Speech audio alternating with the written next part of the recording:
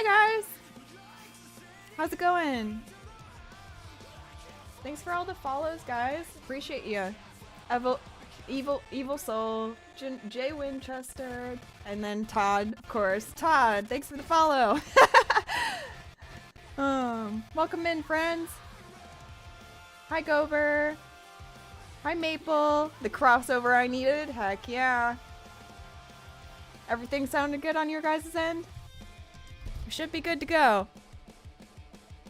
Cool. Well, if you guys are new here, my name is Helena. We are doing our very first live stream of the year, so hello. I'm really excited to introduce our next guest. You guys probably already know who it is because you're already here. But Todd Barriage, and then Todd, you can also correct me if I said that wrong. Barriage. Okay, got it. Cool. Todd Barriage. But yeah. If you're not following Todd, please do so. I'm going to drop a shout out in the chat. And then, yeah, we're going to introduce him. We're going to just bring him in right now. But actually, before I do, I'm going to introduce you with the bio. If you guys are new to Todd. Todd is a Canadian singer and producer who makes gourmet content for people who have shopped at Hot Topic in the past, present, and future. Specializes in genre-bending cover songs, particularly performing the iconic metal songs in the emo, pop, punk, post-hardcore family of subgenres. So, yeah. Hi, friends. Hi, Evil. I thought it might be a lead-in. Oh, maybe it was. Well, it is a lead-in, but I just faked you out, and then I faked you out again. But here's Todd. Say hi to Todd. Todd's here. Hello. Hello. Hello. How are you doing? Here. I'm okay. How are you doing? Good. Yeah, my cameras are a little bit wonky. Here, let me center myself there. Center my chi. Center my do chi. Do I need to? What side would I move to? I'm also trying to hide your tag a little bit.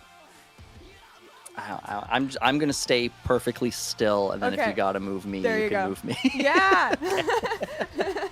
All right. Cool.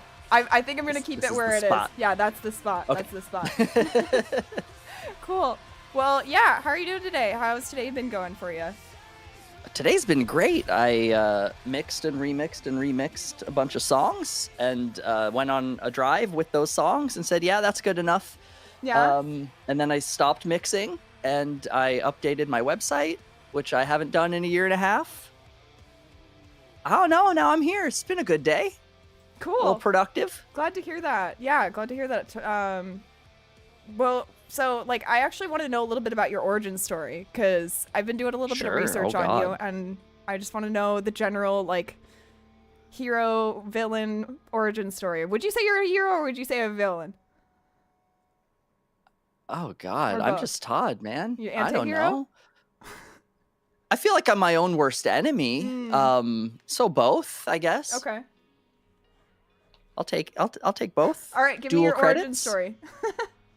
The origin story. Well, I was born in Kingston, Ontario, a week premature, which is like not actually premature. I grew up with no music in my life until I played the Tony Hawk's Pro Skater games.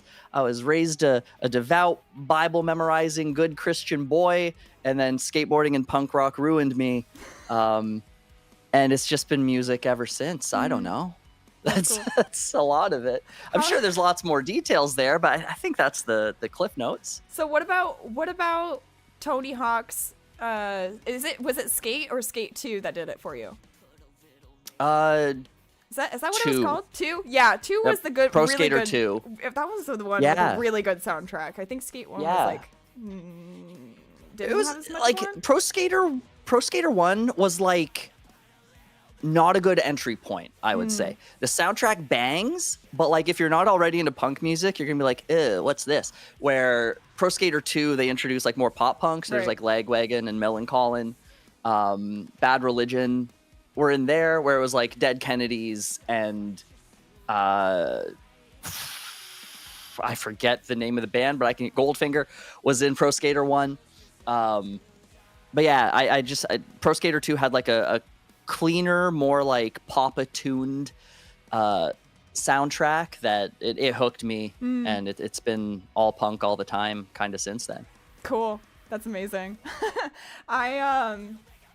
What would you say your favorite song from the soundtrack would have been when you were listening to it? Like what? The one that got me was No Cigar by I mix up Lagwagon and Melancholy all the time, but those were the two songs. It was May 16th and No Cigar. But No Cigar spoke to me because it's a song about like not changing who you are to fit in, and when you're like 11 and angsty and you have to go to church all the time, and you hate all the kids at church, and you hate all the grown-ups at church, and you just don't want to be there, and someone makes a song about, you know, fuck you, I'm me. That spoke to me in a way that I didn't know music could. I thought music's function was to bore me to death. Oh, really? Was it just like because of the upbringing? Yeah, like Christian music sucks. And so it was all I was ever allowed to listen to. So like I wasn't allowed to like buy CDs, but I was allowed to play video games. So video games were where I could listen to music. Okay, that's an interesting perspective, because like before Skate 2, music wasn't in my life. I have not heard that one yet. So no, man, I feel like Pro Skater 2 is a big one. It's a big one for people, but I still haven't heard that yet. You know, like literally no music until exactly. Yeah, no, I like I knew I wanted to play drums because like I would pull out pots and pans when I was a toddler, and I'd like hit them with pencils, but like I didn't know what I was doing. I was just hitting shit because I was mad, you know. Like I didn't know what music was to know why I liked drums. I just knew I liked drums. And you play drums right now, correct? As well? Yeah. Yeah? What do you play? I play everything rock-wise. Like I play drums, I play bass, I play guitar, I sing. I can play piano, but like really slowly. If there's an instrument you have to blow into, I can't do that. I can't. I've tried playing trumpet, I've tried playing saxophone, and trumpet and I can't make it make hard, noise. Though. Yeah, there's like a whole lippy technique. Yeah. Apparently, if you suck at like brass and woodwind instruments, there's a term called fat lipping, which is just someone who sucks. It's like, I kind of have chubby lips. Maybe that's why I can't play them. I don't know. I have not heard that. As somebody that played woodwind a little bit, like briefly for like a year. Yeah, I really like playing flute, but yeah, that's cool. Flute's cool, because flute you don't blow in the hole, right? You blow over the hole and it like does the thing. Well, you had like one lip. I think. I don't know if I'm gonna like make the lip movement, because that's just gonna be weird. Right. But you have one lip over the other. You kind of like you have like your teeth. Yeah. Yeah, I just did it. I said I wasn't gonna do it, and I just did it. So there you go. You have to do it. Yeah. It's like you can describe it without doing it first to make sure you're correct. I know where you're at. Especially if you hadn't done it in like, I don't know how many years had been since I'd done that, and I did it instinctually whenever it was like you were thinking about it, or you were telling me about it, and I did it instinctually to like show you. And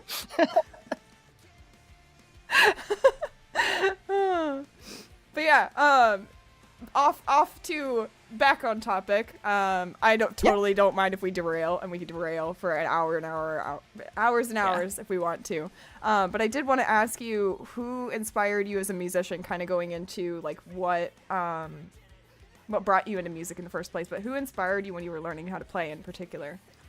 Yeah, so it was from Tony Hawk's Pro Skater 3. Nice. We're moving up in the world.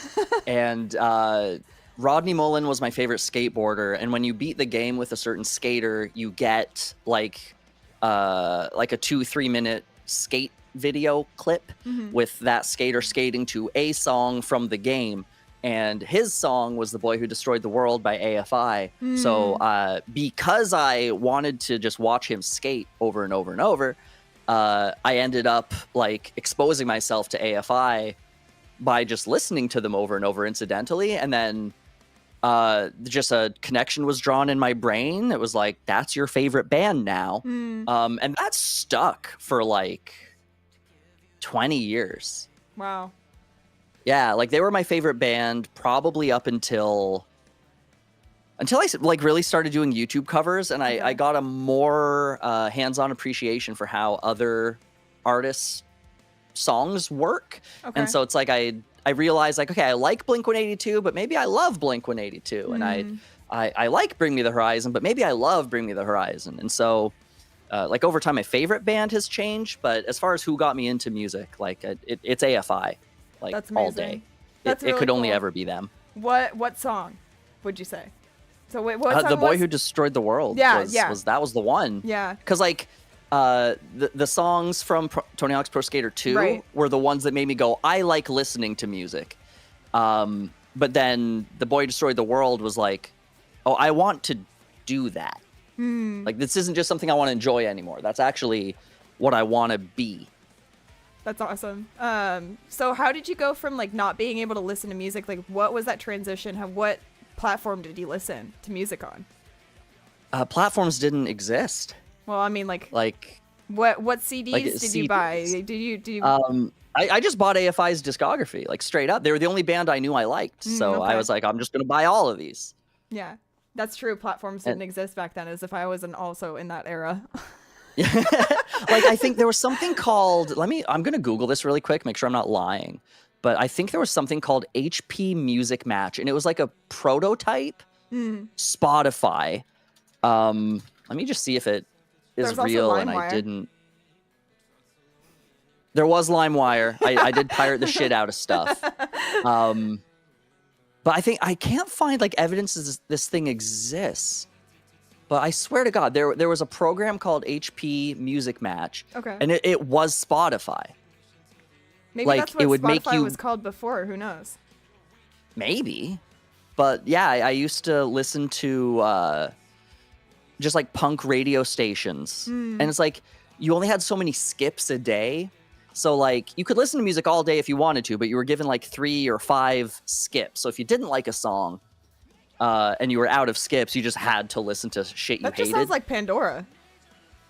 It was basically Pandora, but in But before 2001. Pandora. Yeah. So Yeah. maybe it was like And Pandora before it was called Pandora, even. maybe Yeah. like a product like that, there's no way it just disintegrated. Someone Yeah. bought it and rebranded Somebody bought it. over Somebody the years. rebranded it. It turned into something that we must know today, Yeah. right?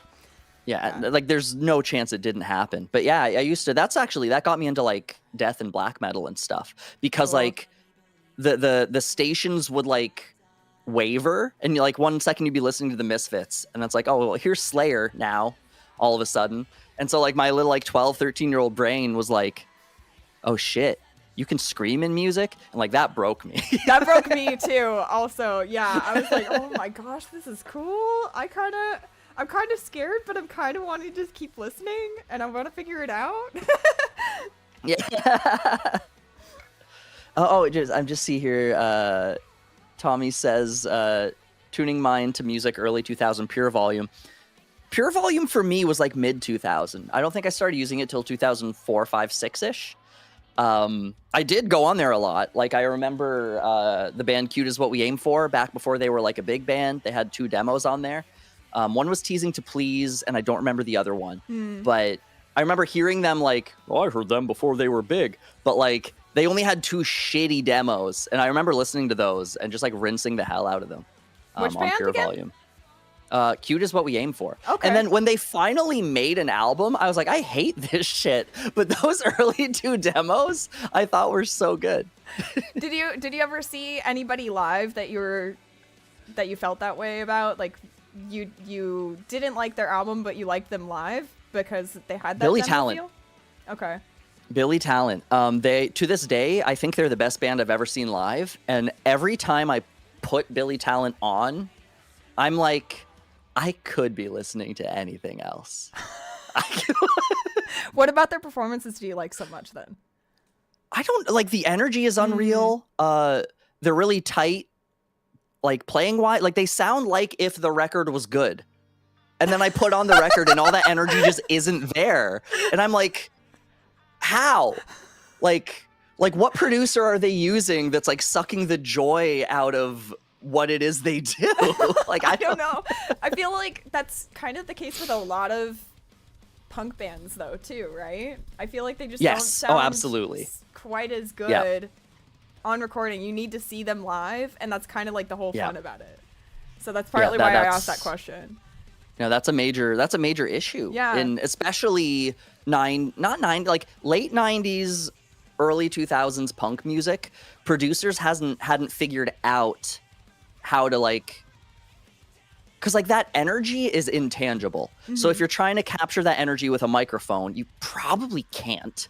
So you need to like use psychoacoustic techniques to like trick the listener's ear into thinking, oh, that snare drum's really explosive. And maybe you literally layered in an explosion behind it. But like the punk ethos back then was like, no, that's cheating. You better not do anything at the mixing board. It needs to sound just like we sound. And it's like, but it doesn't sound how you sound because the microphone is in the way. Yeah. It's a whole thing. There's whole arguments about that. I think about like pretty much any creative field. I mean, I could go into like the journalism side with that, where there's like the older journalists or the older photojournalists, and then the newer photojournalists that are trying to show a little bit more creativity and so on. And then there's some lashback, you know. But yeah, like I feel like that's just a part of evolving and part of growing. Yeah, absolutely. Yeah. So it's really interesting though to like think about the way that punk music was made, and then also, you know, like they did try to stay true to the way that they sounded live, but there's a little bit more to that whenever it comes to production, right? So. Yeah. And there's a weird middle ground too, because like older punk, like 80s, early 90s, sounded like dog ass, but like in a way that like the energy was intact, but the sound wasn't.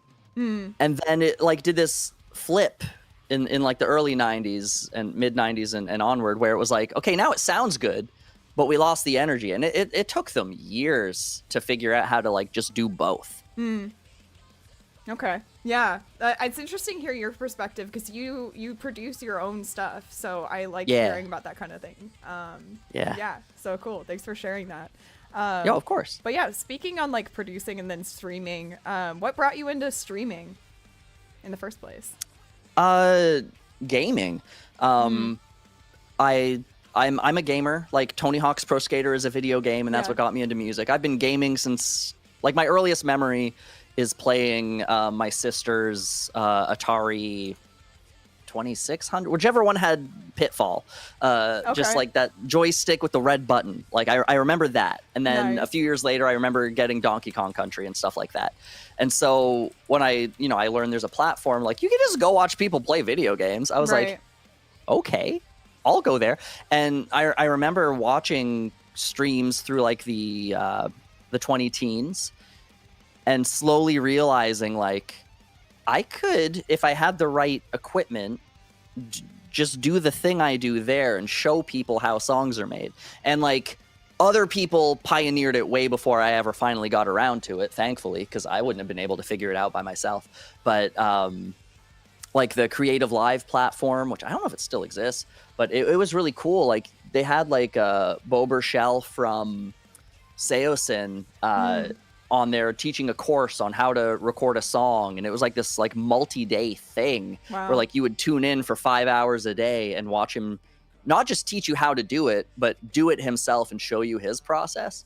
And that was really inspiring for me. So when I finally had stable internet and enough money for a camera and all that stuff, I was like, okay, I want to show people how to make records. And like especially because like I suck. Like I'm really bad at playing guitar. I'm a sloppy singer. Like I'm not good at the performance aspect. I'm passable. I can do it, but I like showing people that like you don't have to be amazing to make amazing stuff, and showing people that in real time. Like you can just watch me hate myself for 8 hours, but at the end of it, there's something cool worth listening to. That's cool. Yeah. Well, that's really cool that you thought to do that on Twitch too, of all places. Oh yeah. But, yeah. No, YouTube scares me. No, YouTube is cool. Hi, YouTube, also. Hello, YouTube. I see you, Anderson Racing. I see you, Noah. I see you, Nathalie. Oh, is my chat? There we go. Yeah. Oh, you went to sleep. Oh, no. Thank you, homie. Hope you're sleeping good if you're watching the VOD later. Yeah, the VOD will be up. But yeah, so I had like something to comment about, like, oh, yeah. So usually like with teaching and teaching production, you usually have to pay like a ton of money to learn that stuff. Oh, God. So yeah. What?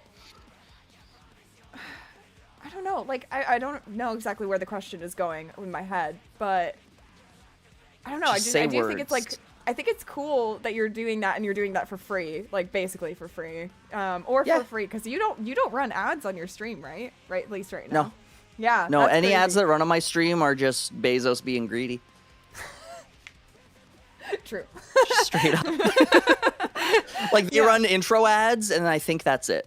Like I don't run ads. That's crazy, because I didn't even know you could do that, and yeah, I didn't even know you could do that. So like for us, we just have all of our ads come in on the hour, so that you guys don't have to worry about it and don't have to think about it. Other than like it all happens all at once, get it out of the way. But yeah, it's just like your content is really accessible for people, and I think that that's really cool. Because there is still that stigma with like keeping that behind the scenes hidden. I think even there's like a little bit more coming out, and people are wanting to show a little bit more behind the scenes. Yeah. So yeah, still really cool. Like when I collaborate with people, like other singers, like there's some singers that are like they won't send me their raw vocals. Like they have to edit it and like mix it first because they're too embarrassed to like even let the dude that's gonna fix it hear a flaw. And it's like, dog, just like send me your shit so that we can make the song. But like there is a stigma. Like people get really self-conscious about the difference between their raw take and the finished product. And so they try to hide as much of that as they can. And I feel like that creates an environment for people that are learning where they, you know, they see this big gap between their current ability and what they're listening to on an album. It's like the gap probably isn't that big. Yeah. Like they probably had a really talented producer in the middle there making it sound good. Thankfully, I'm a talented enough producer to pick up my own slack as a performer. So I could show people in real time, like, you can fuck up, but like still make it work. Like that's fine. What platforms do you use to produce and then mix and master typically? I do everything in Reaper. Reaper? Yeah. Okay, cool. Yeah, I don't know much about that. So yeah, that's cool. And that's cheap software too. Like I have a lot of plugins and those cost money and whatever, but like the base software is free to use. It's got a 30-day unlimited free trial, but it's fully featured. And after the 30 days, it just gives you like a 10-second timer where it's like, hey, you haven't paid for me yet. And then you click OK, and then you keep using it. And it's magical because it means like some broke kid can still make music. Like I pay for it because I use it for a living, but like even then it's $60. Like it's really affordable software. I try to keep most of what I do in the realm of anyone can do it and you can watch me do it. That's cool. Yeah, I think that's really special that you create that environment for people to learn. And yeah, I don't know, you've created an entire community on that, so that I just wanted to like nod to you on that. Well, thank you. Thank you. I try because like it's stuff I wish I had access to. Like when I was learning, like I have wasted and continue to waste so much time just banging my head against a wall trying to. Oh yeah, Chris made a good point here. $60 for Reaper, one time forever. It's not a subscription. There's no like. Oh wait, it's not forever, but it's for like 2 versions. So like you pay $60 and then you don't pay again for like 7 years. And then even then your old one still works. But that's cool. I miss software like that where you just have a one-time fee. Don't have to worry about it. Yeah, you just buy it. You just buy the stupid thing. Just buy the new one. Just buy the new one. It's crazy. Yeah. Oh, yeah. We could get into all that if we wanted to, but we could. But yeah. So, what would be a favorite memory that you've had on stream? Like maybe at least this year, because you've been streaming and mixing and mastering your album, so we could go into that. Sure. This isn't this I feel like it says a lot about me that this is one of my favorite memories. Okay. So I was editing because I don't just record on stream. I also stream my video editing process for YouTube, and so I was editing a video. And I was putting in like lens flares and stuff just to add some to it. And Deadmau5, like the EDM artist, shows up in my Twitch chat and tells me that lens flares are a cancer to video editing. So I added like 30 more lens flares than I otherwise would have. Well, kind of like not letting on that I know that that's Deadmau5, and just like letting him be an asshole who doesn't matter. Not to say that Deadmau5 is an asshole who doesn't matter. I don't know the guy. I can't make a judgment on his person. But in that moment, that's what I made sure he was. I was a creative person doing a creative thing, and he showed up and was like, I don't like the thing you're doing. And so I was like, okay, I'm going to do it twice as much now. That's probably one of my favorite streaming memories. Did he just like leave, or? I think he like hung out a bit. I might be misremembering. Someone in the chat who was there might be able to correct me. I think he hung out a bit and kept like alluding to who he was, but he didn't want to like be a cool guy and say it. And I kept playing dumb. So that was pretty fun. Oh my gosh, that's so funny. Yeah. I love that. Oh, that's a good memory. Yeah, Chris confirmed it. No one acknowledged who he was, and he left. Yeah. Yeah, man, fuck people who do that, though. Like, that's such a lame thing to do. I'll say it. I'll stand on it. That was a lame thing. Again, I can't speak to who the man is as a person. His music's cool, but that was a weird thing. Todd v. Deadmau5. We need a rap battle. I would probably end up in jail if I ended up in a rap battle. I feel like I would find a way to cross a line that like no one should. Oh my goodness. Just for the sake of doing it. So I'm bowing out of it before it starts. Gotcha. Yeah. So that is not a challenge. No, I'm maintaining that I don't know this guy, and I don't know enough about him. Literally, the only thing I know about Deadmau5 is cool beats, was a dick in my stream once. That's not enough to like fuel a beef. That's okay, but do you realize that most people have beef off of that? Like, just that they'd have a beef over that, yeah, and then some people do the fake beef. They create the fake beef just to have beef. Right. So nah, if you were to have beef about anything, what would it be? Oh, man, you know, it's an easy target.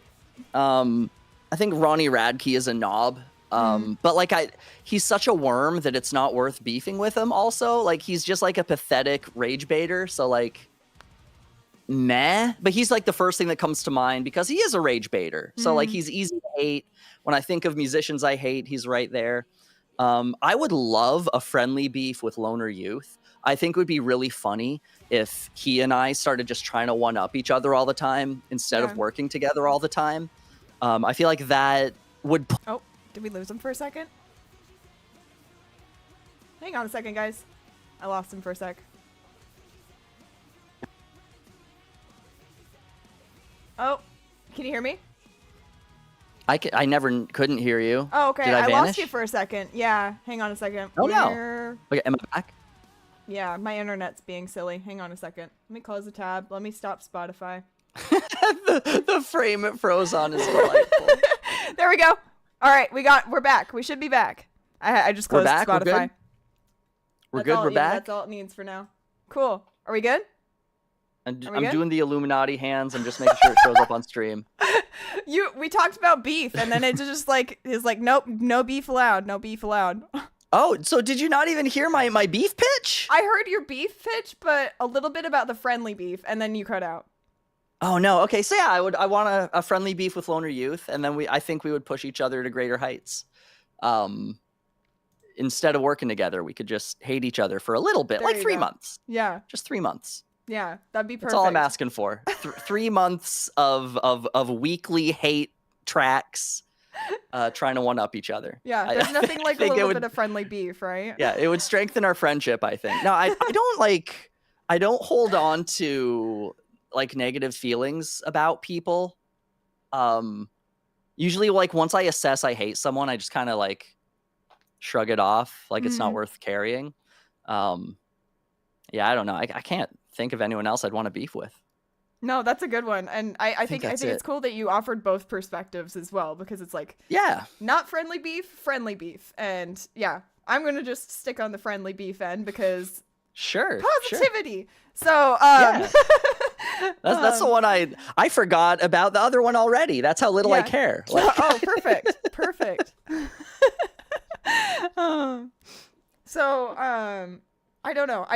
We talked a little bit about this, but let me run through this really quick and see if there's anything that I can add on here. Okay.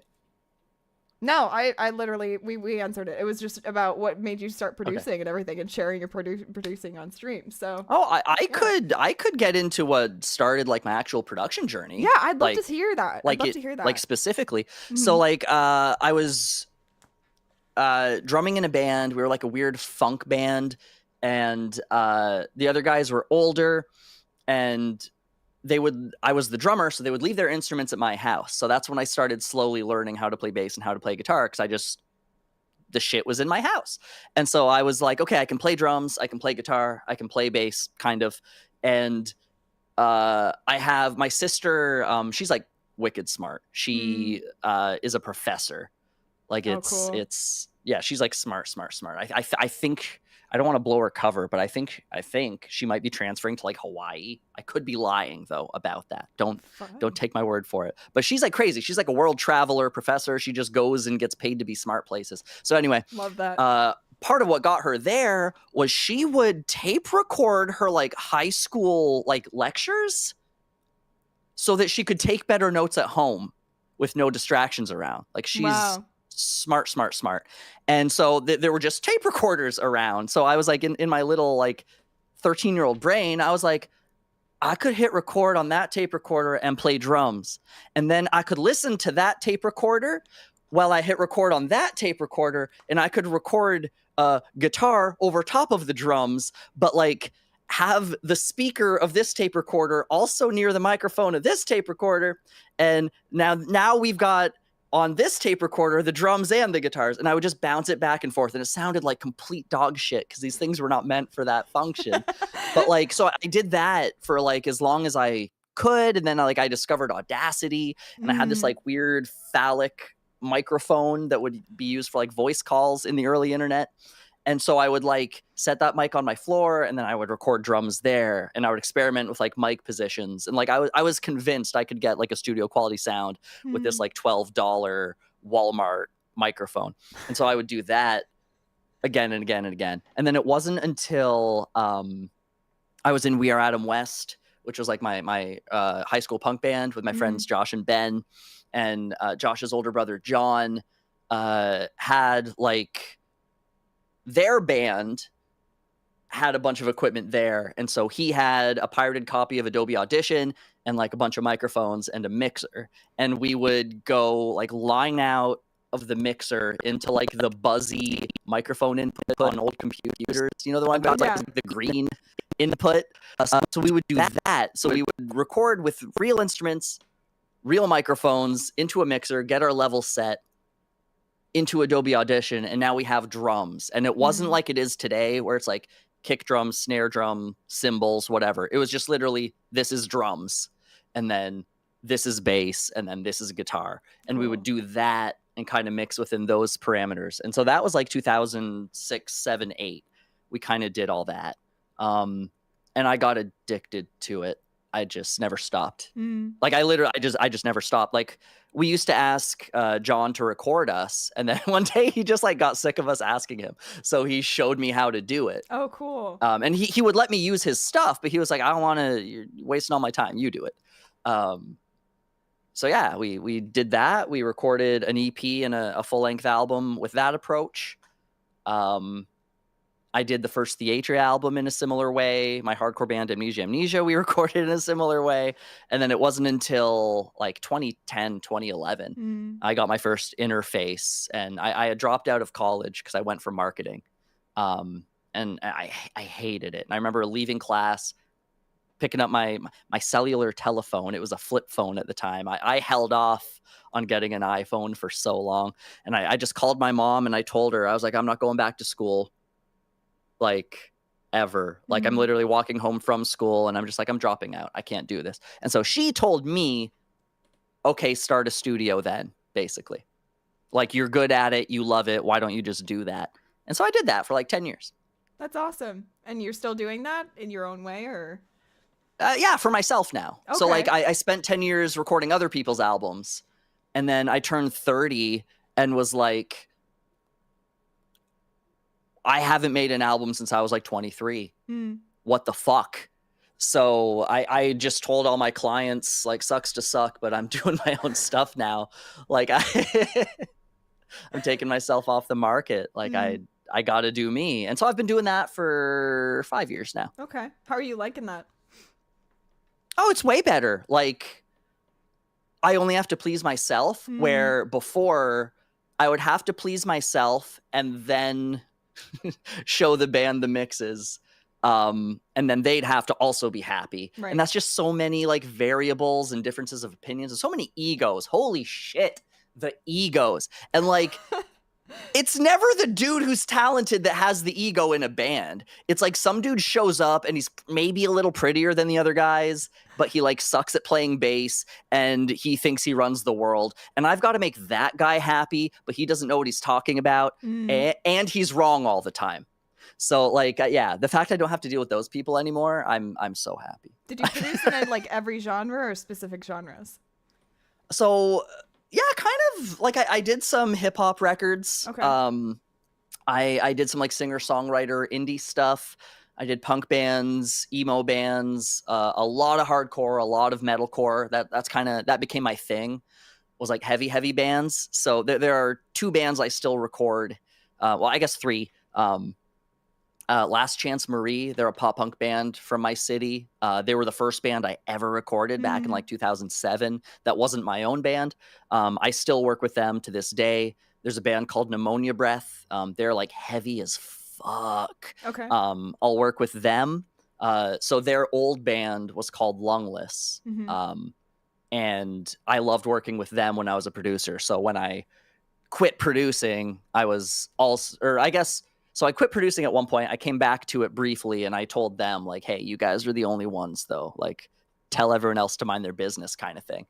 And then Minority 905, the YouTube channel.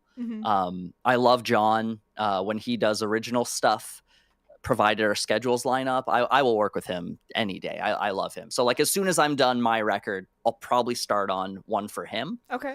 But like that's it. Like I don't like producing for other people. If you're listening to this and you're like, I want Todd to make my record, fuck you. I don't want to do it. Appreciate you thinking of me, but no, I want to make my own stuff, please and thank you. But yeah. Yeah. So I know we touched on it just a little bit about like what made you transition just to your own stuff. Yeah. But was there like any breaking point that you wanted to get into? Like what was it? Yeah. Yeah, no problem. So in 2017, I'm not good at time management and I'm not good at estimating how long a project will take. So I was doing really well as a producer to the point that I was booked 9 months in advance at all times. Okay. And so what happened then was this snowball effect of like album 1 falls a little bit behind, but I'm already booked. So it's like, it's cool. I'll just pull a couple all-nighters and I'll finish the record and then I'm good. And then album 2 falls behind. It's fine. I'll pull a couple all-nighters while I'm working on album 3 and it'll be fine. It'll even out. And what happened was I was sleeping twice a week, like 4-hour naps. I would have hallucinations that would let me know it's time to go to bed, basically. And it got to a point where like I recognized this was a problem. I should probably fix this. So I tried pumping the brakes and it became apparent pretty rapidly that I was not the one driving the car. The studio was a self-driving car that I was trapped in. Wow. And so in 2018, I was like, fuck all of this. I sold my house. I changed my phone number. I got a job working retail. I disappeared. I deleted like my social media. Like I was a ghost. Most people thought I died and I would have had I not disappeared. So I spent 1.5 years working retail. And so I hated that more than I hated producing. And so I remember telling my manager at the time, like, I like my old job more and that guy kept trying to kill me, that guy being me. So I was like, okay, I'm gonna come back, but it's gonna be on my terms. And so I think I produced bands for like 6 months while also doing YouTube. And then YouTube started doing well enough that it was like, oh, I need to pick one now. And that meant I got to pick me for the first time.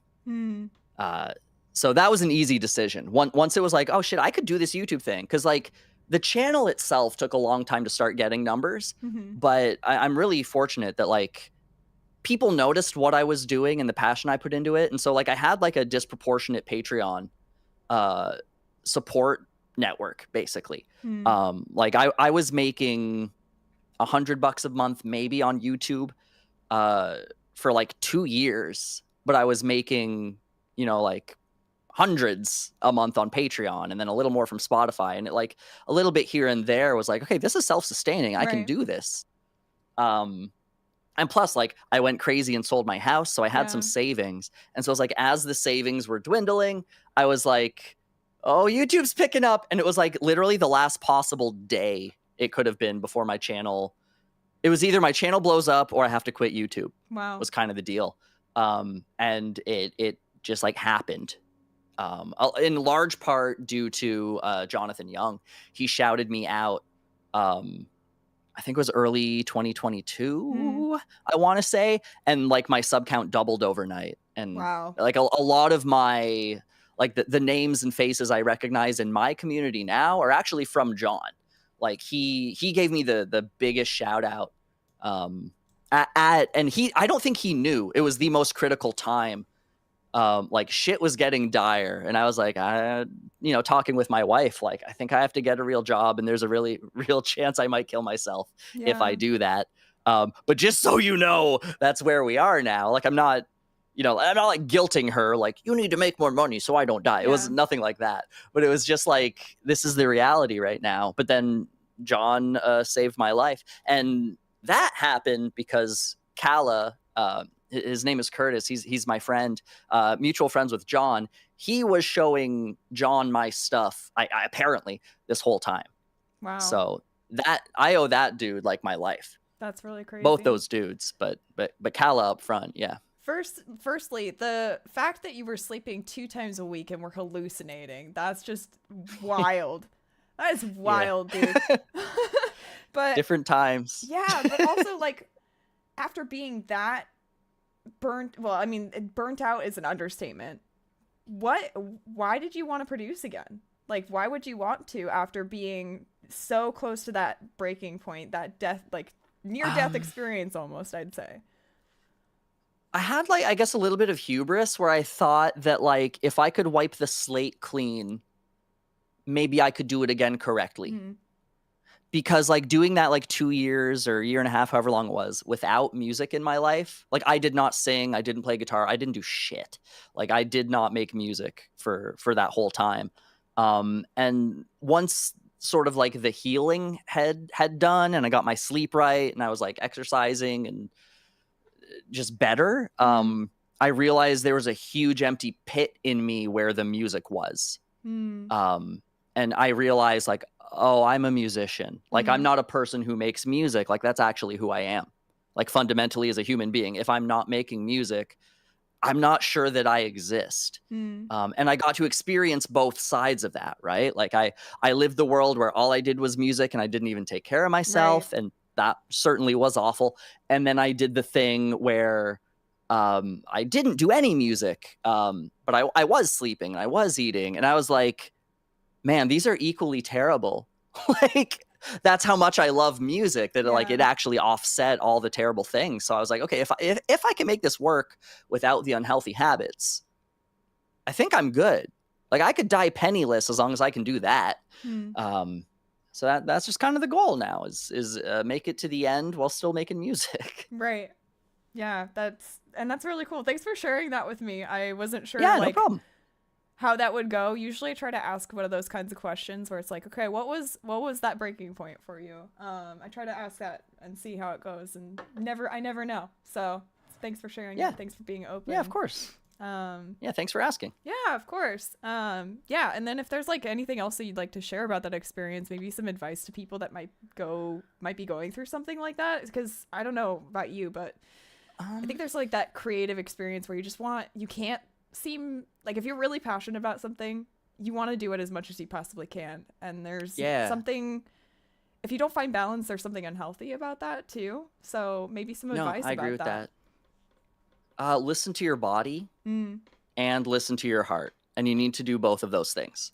So not that I'm advising anyone to like quit their job necessarily, because that's reckless advice, but it's what I did. So quit your job. No more money. Screw rent. Well, like, you know, like make sure you're good if you can, but like get really good at living frugally and do whatever you have to do to fulfill your soul. Like, not everyone is supposed to be a musician, or not every musician is supposed to be full-time all day, every day. You know, figure yourself out, listen to your heart, make sure you sleep, because no matter what you do in life, you're going to waste a lot of time if you're tired, just spinning your tires. Yeah. But yeah, just like, if something in your heart is telling you to go for it and you can't get that voice to shut up, maybe go for it. I'm not going to tell you it's going to be okay. It's probably going to be awful. But like, as long as you're okay with flipping that coin, fuck it. Like I'm not going to tell anyone what to do, but I can only tell you what I did and how it's worked out for me. Yeah. That's all we really can do, though. Like, it's all we can do. Like, you can have a good job and still get fired tomorrow for no fucking reason. That shit just happens. So like, whatever job security you think you have, maybe you don't. And if that is the world we live in, I'm not going to say it is, but if that's the world we live in, maybe do something you love that could be snatched away at any moment, instead of something you hate that could be snatched away at any moment. You know what I mean? Yeah. Like, I don't know if this is like a quote from The Office, or like it feels like something that would be painted on a piece of wood in like a college student's house. But like, there's always a million reasons not to do something. So like, doesn't matter what the thing is. There's a million reasons not to keep your normal job. There's a million reasons not to pursue your dream job. Like, there's so many factors at play against all of us at all times. Like, what little things we have in our control, I think we should be spent fulfilling what we think our purpose is and trying to find joy where we can. Yeah. Well, I think I know what scene you're talking about in The Office. Yeah, I think it's like Jan's trying to get Pam to go to art school or something. No, if I'm not mistaken.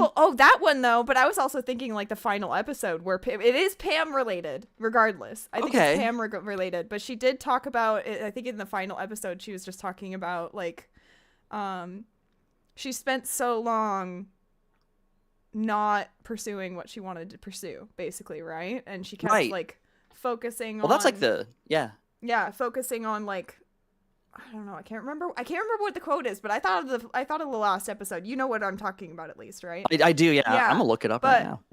Yes, do it. But also the Jan telling Pam, I forgot about that. It's been a while since I saw the last one. Ever since it left Netflix, I haven't really watched it, but I do have the DVD set, so I'm gonna probably do a rewatch soon. I found a Reddit thread of her character arc. I'm just mining it for quotes. Yeah. Damn it, nobody. We'll find it off stream. Well, it'll be a mystery. It'll be a mystery. If someone knows what we're talking about on the YouTube side of things, if you know the quote, post it in the comments, because I will forget to look for it later. Yeah. So. Yeah. But those are that was the episode I was thinking of. I'm pretty sure Michael Scott says something about this too, where it's like you miss 100% of the shots you don't take. I think he says that, right? No, it's a running theme through the whole show. Well, yeah. Like, because the show is about a dumb, mundane, boring job. That's what so like, the only thing that keeps the show interesting is people taking risks and betting on themselves. Yeah. But like, I feel like it's one of the more realistic shows, aside from the crazy antics, but like in terms of like what it feels like to have a dream and not chase it. Like, the show is full of those. Yeah. Yeah. Or to chase it and to fail. Yeah. That happens a lot too. Yeah. Cause like there's less of that in like pursuing your dreams, there's usually you pursue your dreams and you make it. There's not as much pursue your dreams and you fail. Right. And then they kind of like not normalize it, but make it seem like more human. It's like, oh yeah, failing is part of life, man. You know? Yeah, absolutely. Because So- like even for me, like I was a professional producer and that crashed and burned and almost killed me. Like I failed really hard repeatedly. Like, and sometimes you just have to ask yourself, is it worth picking myself back up and trying again? And there was a period of time where for me, the answer was no. Yeah. Fuck music. I'm working retail. Yeah. Like retail of all things. You chose to do retail, right? That's crazy. Yeah. Well, my dad was like a Walmart manager. So it was like the Okay. only thing that made sense to me. Okay. Like, Got you.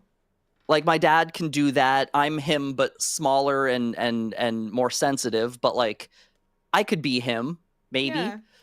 Turns out I can't, which is fine because that was like its own little side adventure. Like finding out I will never be my dad and having to be okay with that, and then like going back to music after that realization. Like, there's so many layers to unpack with all of that. And I think that that's really cool. It just makes me think of like the hero's journey in some way. So I think you are the hero in the hero's journey. No, because wow, when you had put it your like own that, little, like character arc Yeah. where you know Like how like the hero fails and then does something total opposite just to be like, yeah, I need to be okay with myself and who I am, and then they come back And- to the rest. yeah. They come back to music. yeah. The last one is like returns to where he started, having Yeah. changed. Yeah, having Yeah, changed and basically. then succeeds. You know? Yes. In their own Yeah, way. yeah, You know? yeah. So, Wow, yeah. yeah. Wow, I never all thought right. about I it was through not that taking lens. that. I did not expect that to go Wow. where it did. So That's there you crazy. go. No wonder the hero versus villain came up in my brain. Something in me was like, "Why are you talking about this?" This guy's got the hero's journey vibes. Yeah, This- yeah. Well, cool. I'm pretty thrilled with that. That was really cool. Thanks for sharing that with me. Yeah, of course. Yeah. Yeah. I mean, the only thing I know what to do is just to transition it into the next question, which is a totally different thing. Sure. So if you want to Let's do it. I'm down. Segue. Segue. Yeah. So emo culture, emos. Yeah. Yeah. So firstly, I don't know if you've been like looking at the lineups coming out lately for the festivals and stuff. Have you? Nah. No. So Avril No. Lavigne isn't going to Bonnaroo, for example. Oh shit. Yeah. And I mean, she's on a Hell reunion yeah. tour, all that, and Warped Tour's back, stuff like that. Okay. So along Huh. that theme, with that revival, I don't know. I just think it's interesting that we're kind of having that period where there's a bunch of these bands that are returning from like being Mhm. gone, and then B, I don't know, just like a bunch of people want to see that kind of music again. Why do you think that is? As somebody that seems to be, I think you're pretty immersed in emo culture, and I don't know, just like As much That as a whole hermit thing. can be. yeah. Well, I think that like with all the reunion tours and like 20th anniversary, blah blah blah, like every Yeah. band's doing that because like when you look at like, I think pop music is a good like litmus test Mhm. for where music is headed, but it's happening more pronounced in the emo and punk subculture agree. where like the 2010s were dog shit. There was so much bad stuff there. All the groomer core bands blew up in the 2010s. You know what I mean? Like Yeah. it's just like all the worst elements of music, not just punk music, like pop music sucked. Like I Think I Kissed a Girl is like a pretty homophobic, weird, objectifying song that maybe didn't need to be the only song that whole summer, whatever year that was. So like from that point on, music was kind of dog ass and it didn't know what to do, and it kept trying stuff, and then bands are breaking up and going away because they don't know what to do, and they're not getting support from their audiences because the audience doesn't know what they want to listen to. And then COVID happens and everyone has no choice but to sit at home with their thoughts and think about the bad thing they did the last 10 years. And I think everyone just kind of came together like, you know, the 2000s were pretty good. You want to do that again? Yeah. So I Kissed a Girl was 2008. So yeah, for me, John, that was the point at which music started sucking Hmm. as a whole. Not to say all music was bad past that point, but the overall trends took a crash. Like Taking Back Sundays, arguably, depends who you ask, best album, was Louder Now, and that was like 2006, 2007. Under Oaths, depending who you ask, best album was in either 2006 or 2008. Seosin's self-titled record was 2007. It was basically like the tail end of the 2000s into the 20 teens. Dog shit, dog shit, dog shit. Bands breaking up, whole bunch of stuff falling apart. And I think we all just culturally have regret over what could have been. And like, there's a sense of empowerment where like, instead of just being sad that like, oh man, imagine if Avril Lavigne played Bonnaroo. No, but what if she did? Yeah. And so she does. And it's awesome. And like At the Drive-In comes back and shit. Like there's so much cool stuff happening now that I think is just like people are getting over their egos and whatever differences they have. Either if it's like within the band dynamics of like dudes who can't get along and then they grow up a little bit and they're like, actually, I love you. I was just really hormonal at the time. Like, because, you know, like when you're 23, you think you know everything and you don't. Like, you super don't. But yeah, I think it's a lot of just things coming full circle and realizing that we need to do things right this time. Yeah. And I mean, it just makes me think of like, I don't know. It's interesting because people go and have nostalgia about the 2000s or the 2010s or the 90s or whatever. Like, what do you think people are going to be thinking of the 2020s? Because we're all like nostalgia era here, you know? I think this is going to be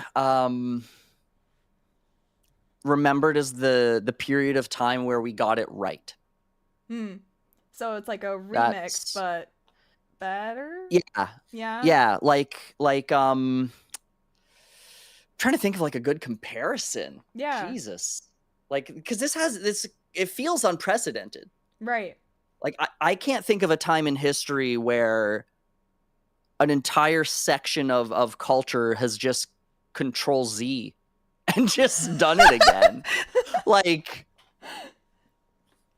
yeah, I really, because it's not, because I was like, I haven't seen this. I don't think that there's like, there's no parallels. Like, cause there is other the than, thing where like influences in like fashion and culture from like hundreds of years before or whatever. It's but those are cyclical, right? Yeah, exactly. Yeah, exactly. This isn't a cycle. This is an immediate like rerun. No, exactly. Like we took 2 steps out the door of the last decade and went, oh shit. Can we do that again? Yeah, that was fun. I don't like what we just did, but the thing we did right before that was sick. Yeah, remember that? It was simpler back then. Yeah. Like, I think it's literally just like, and I think it's because of a number of factors. Like COVID was, you know, this once in a lifetime big thing that just like broke everything. I think so too. And during a time where we're so well connected through the internet, and during a time where like, especially like on YouTube in particular, and I guess on TikTok, I'm not on there, but I imagine the trends kind of go hand in hand. You have people like reimagining songs from, you know, back then in the style of today, and like keeping that nostalgia alive, and the internet allowing, you know, like 30-year-olds and 20-year-olds to coexist in spaces where maybe they couldn't have as easily beforehand, where our nostalgia is like the younger generation's cool, shiny new thing. Right. And those are happening concurrently because it's all just the internet. Like there are 3 websites now. So it's all just there, where before everything was so much more sectioned off. I think it kept things from happening as rapidly and as in such a unified fashion. Yeah, I think that's well said, first off. Yeah, and then I mean, all I could really think about is just the way that, like you were saying, the trends work. They remake things in their own style. And I think that kind of fits like a little bit of what you do too. So that's what I do. That's literally what I do. That's really why I asked. I was like, you must know something. You must know something in general. You have a secret. You've figured out something that I think you've unlocked about this decade. But Yeah, maybe, it's maybe not not. it's a happy coincidence that what's happening culturally right now is the thing I love to do. Yeah. So it's not like, oh, I cracked the code. It's like, no, No. I was going to do this either way, but thankfully it's a viable career option Right. because of where we are right now. Like, this was happening, like emo Nookie was going to exist whether anyone wanted it or not. Like that. Yeah, and I love that. And I really like what you're doing. And I was diving into your Thank you. YouTube covers as well, and I really enjoyed your takes on them as well. So, yeah. Thank you. Really Yeah, cool. no, I have a lot of fun with it because it's like, because I'm like that era of millennial where it's like I grew up around, they were like much older, but like some younger Gen Xers, and also like grew up around some older like Gen Z. Like I'm right in that weird little middle ground where like my social circle encompasses 3 different generations. And it's like none of my friends listened to Limp Bizkit, but my friends' older brothers did. So I was exposed to it in that way. And then I was into like emo. So like there's that connection there. And then on the the other side, you've got like Halsey and like Bo Burnham. Like I like Bo Burnham regardless, but like the Zoomers really tapped into Bo. And so when I'm doing like the Bo Burnham covers, it's like I'm in this fortunate position where my millennialness is the bridge between like 45-year-olds and 25-year-olds. Yeah, you're definitely and it's pretty neat. Generations there. Yeah, and that's not like a conscious, like I don't sit down and go, what's going to get the young people moving? Like I'm not thinking like that. I'm just like, these are things I love and appreciate, and I want to express that through a legal gray area of cover music and parody law. Like So basically, moral of the story is have fun. Whether or not it works out, you're gonna have fun, but like you're likely gonna, if you're tuned in as a creative, which I think if you're just creative and you create enough, you're gonna kind of figure it out. But it'll follow you eventually, right? I think so, because like, especially with how personalized everyone's like feed is on any given website, like if you like something, odds are someone else also does. Yeah. So like as a like creative person pushing my wares onto the internet, the only thing that I know for a fact works is do something I'm really passionate about and hope that that passion is the tether between me and the audience. Like I ask people what they want to hear next, but like I'm never going to do the most requested thing. I'm going to do the thing that someone requested that put a light bulb off in my head. Right. That went like, oh, they want that, and now I want that. So I'm going to do it for me, but it's because they requested it. So like Nookie is a good example where like sooner or later it probably would have happened, but it was one of those ideas I loosely had because I did break stuff by Limp Bizkit, but it was emo and I had a lot of fun with it. But I also didn't want to be like the Limp Bizkit guy. But then people kept asking for Nookie, and it was like this thing where like I knew I wanted it, and now I know you all want it. Yeah. So the only reason I'm not doing it is so that I can not be the Limp Bizkit guy. Like, I'm an asshole. I'm just going to do it. Like, that's a bad reason not to do something. You're not going to do a thing that you want to do because you don't want to be the guy that did the thing you wanted to do. That's dumb. That is a dumb thought process. And so I purged it and I just did my thing. And it worked out pretty well. It's not my biggest video, but it's one of the better performing ones. And it got me out of a slump on YouTube. There you go. Yeah. I think it's because I just did the thing I wanted to do and stopped making excuses for not doing it. Yeah, but I also think that thought was pretty justified too, because I think a lot of creatives don't want to be pinned down by one specific thing that they became well known for, Yeah, so. I'm horrified of getting pigeonholed. That's so like every time I have a video that does really well, I'm like, okay, so we're gonna pause that because I don't want to just be the emo Metallica guy. I don't want to just be the emo Limp Bizkit guy. I'd like to be just the emo guy. I'm cool with that. But like once there's like a gimmick assigned, so like one of my earliest videos that ever blew up was Emo Girl by MGK. I just did a cover of it and I made the lyrics in the chorus more than 4 words. Like I just made it actually say something. And and it did really well. And I was like, oh no, I'm the MGK guy now. And so I like went out of my way to not, because I was like, God damn it, no. I just wanted to do that one song.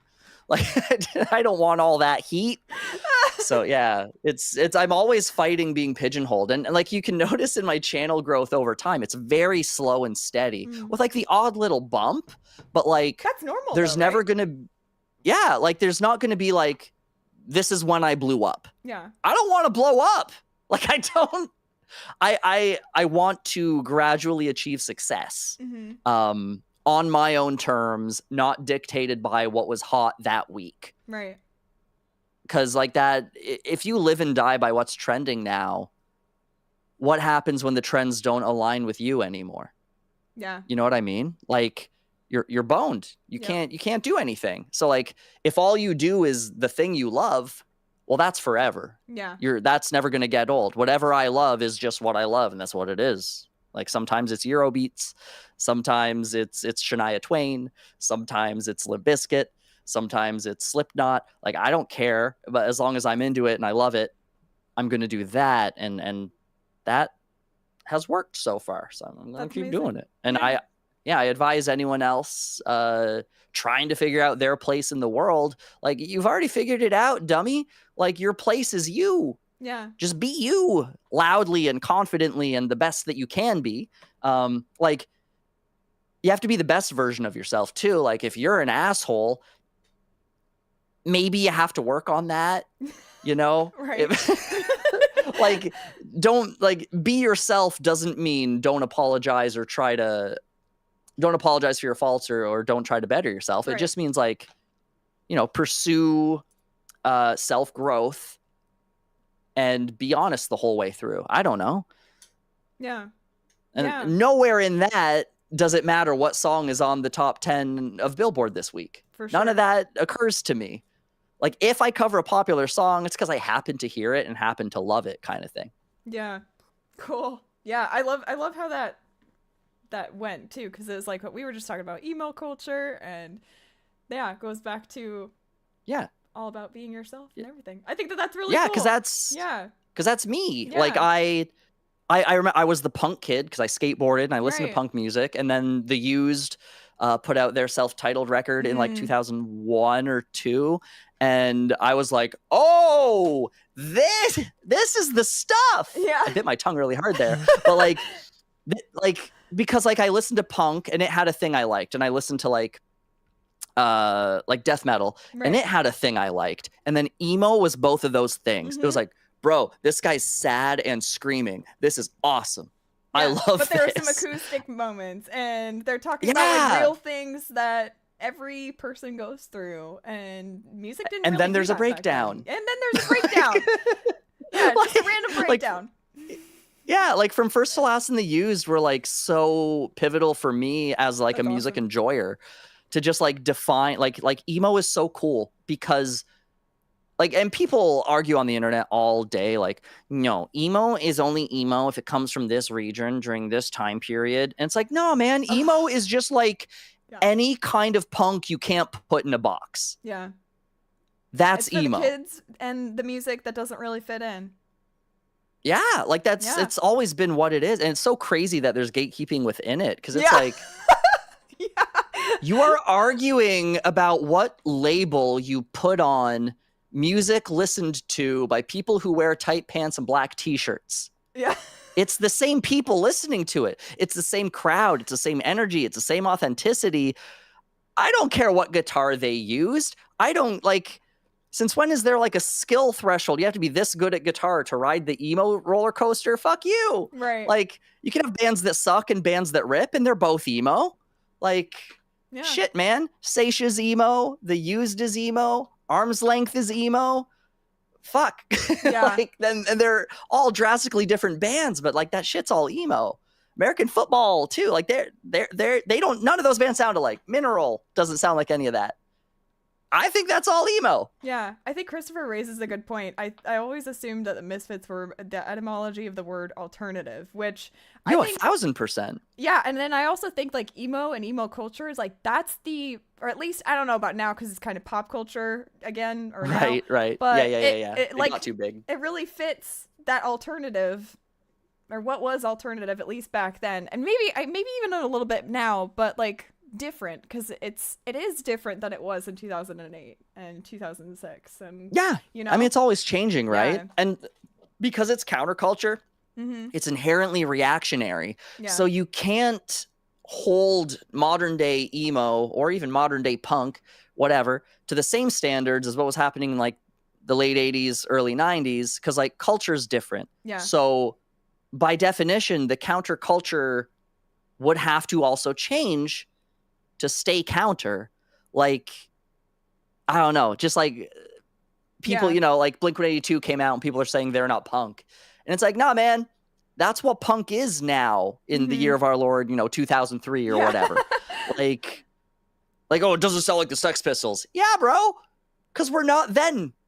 Also, like earlier, whenever they're talking about punk, they're talking about punk that like, I don't know, I feel like it's like the bands that would play to 20 people and they'd thrash around and yeah, you know? It's like a totally different like, thing. Totally different thing. Yeah, it's a different subculture, but like, it's all still punk. Yeah. Like especially for the energy is still there. A subculture that purports itself to be so inclusive and understanding of individuals. It's crazy to put such rigid definitions into that culture. I know. Like, what are you? So am I allowed to be me here or no? Yeah. Like, yeah, like the emo culture is like, oh, here's where I can be me, but yet there were still gatekeepers that were like, no, you can't be you. You have to be you, but like this. Yeah. Yeah. No, we all need to wear the state mandated jean vest with a band patch covering the back. No fewer than 7 safety pins or you're out. Like, the what? Tails. Yeah. Oh my gosh. That was a time. That was a time. Oh my gosh. Yeah. Man, I forgot about emo extensions. Yeah. Remember those? Just like the. Yeah. I was just thinking about the hair. Wow. No, the hair was big for a bit there. I do miss that. I do miss that. It's coming back. It's coming back. Good. Yeah. Good. Yeah. Good. Because like that was fun. Yeah. Like because it was like, as much as it was like everyone was looking the same, it was like it was so ridiculous that it was like, yeah, man, like that's cool. Yeah. The Vans Converse wars. Oh my god. And there I was wearing fucking Adidas the whole time. I don't.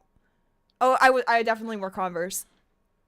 You were Converse? I definitely did, but I also was one of those like kids that got gatekept out of being emo because I couldn't wear the clothes.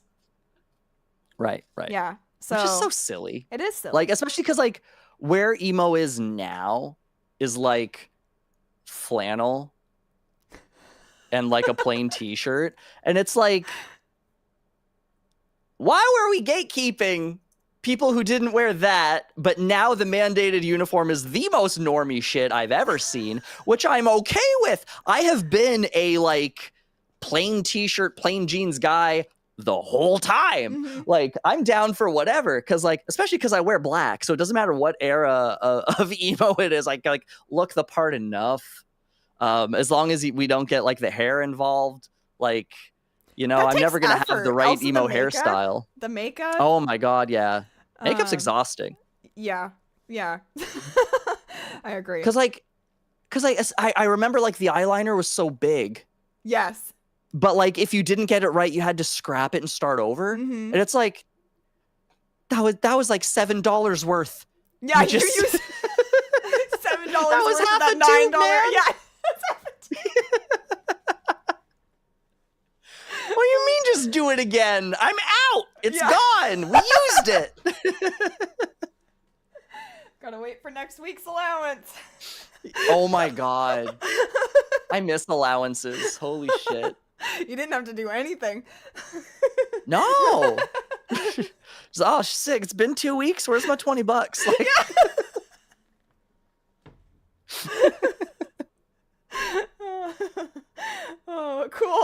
Well, I mean, that's about all the main questions that I had for you, not Okay. regarding your music. So I figured we could transition Sure. into the music.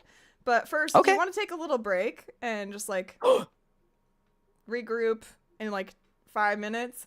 That way we can just Okay. go straight in music, straight in the Q&A. I'm down to clown. Yeah. I'm afraid we're premiering a song in a bit. We are. Yikes. How are you feeling about it? Yikes. Nervous. I don't know. Yeah, It's scary putting something. It's ahead. different when I'm working on. When I'm working on it, it can suck, and that's okay. Oh, okay. I was When gonna I'm ask. premiering, it's yeah. like, this is the song now. This is real. Someone might rip this and post it online, and I have to not be embarrassed by it. You know what I mean? Yep. Like that's a whole can of worms, but it's all right.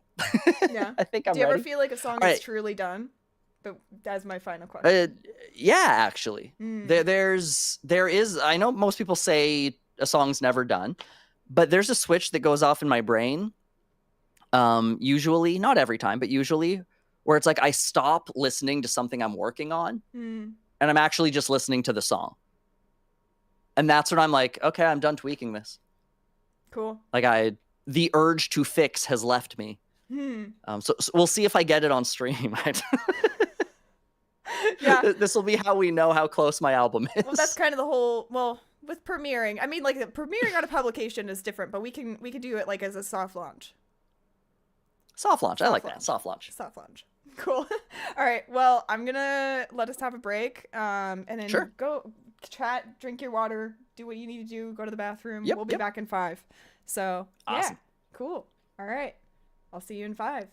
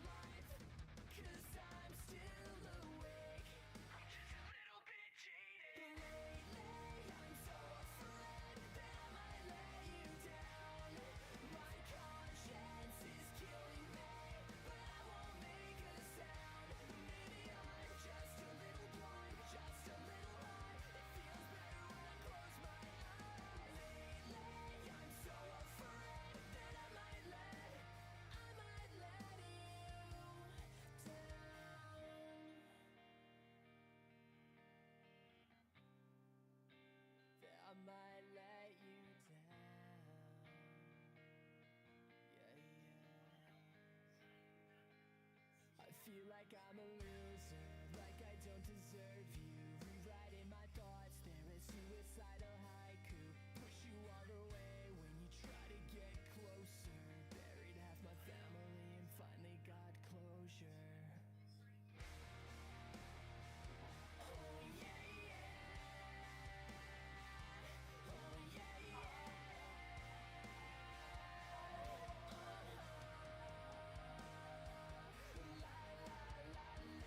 Lately I'm so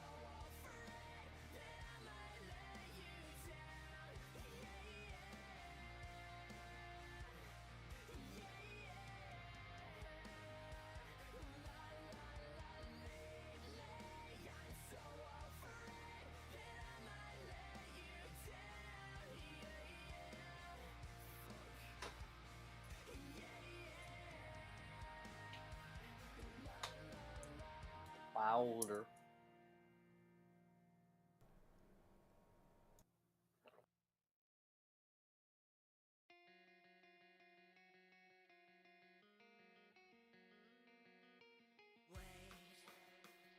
I'm not in the best place. I find myself admitting that I feel some type of way. Fuck, I'm afraid of a promise I can't make. I can't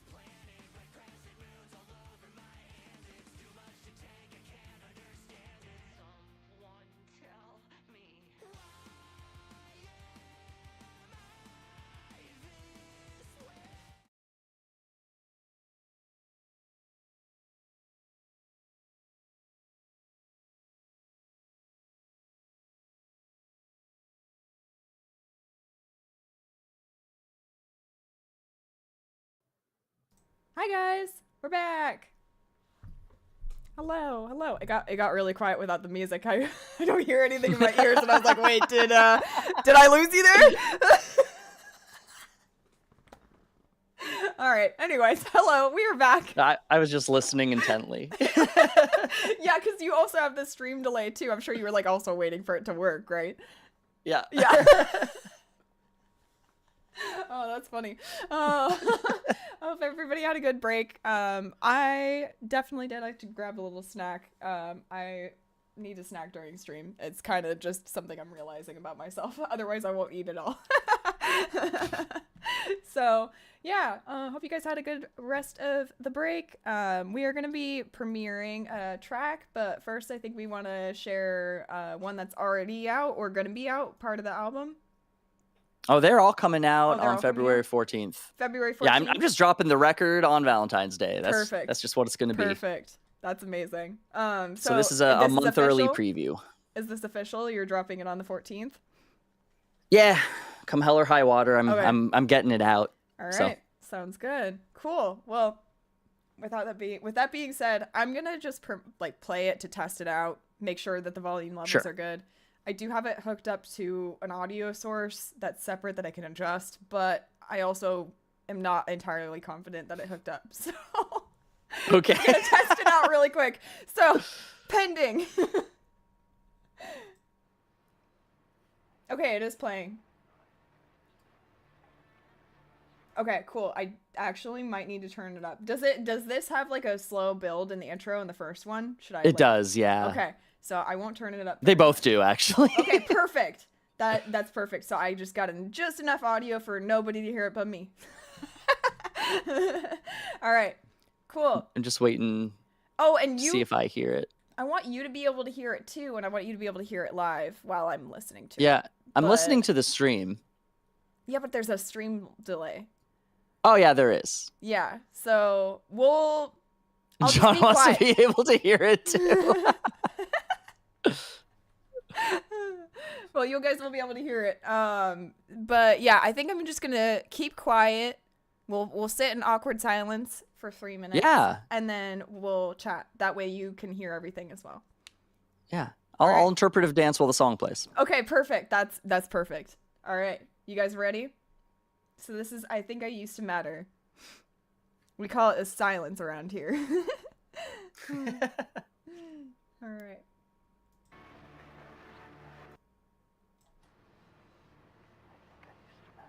Oh, shit. What's happening? Gotta get my dancing shoes on.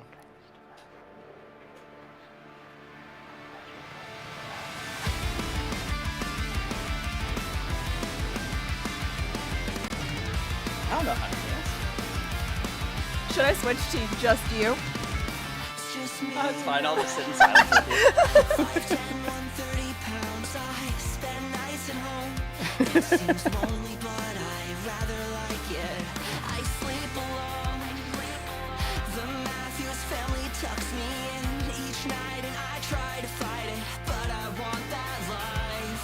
You made me something I despise, but I can't put that on you. Well, I guess I just did something I can't share, 'cause I fall apart when you look at me. Inside can't breathe, like the green shed tray in a diary. Feel like I could die, feel like I could die. So not till you try, could die any day now. Something I can't share, 'cause I fall apart when you look at me. Leave me alone. As far as I'm concerned, you reached a new low when you said you liked me better like this. I'm sleeping alone. I get a full 8 hours now that you don't keep me up. You can't keep me up. You made me something I despise, but I can't put that on you anymore. Something I can't share, 'cause I fall apart when you look at me. Inside can't breathe, like a green shed tree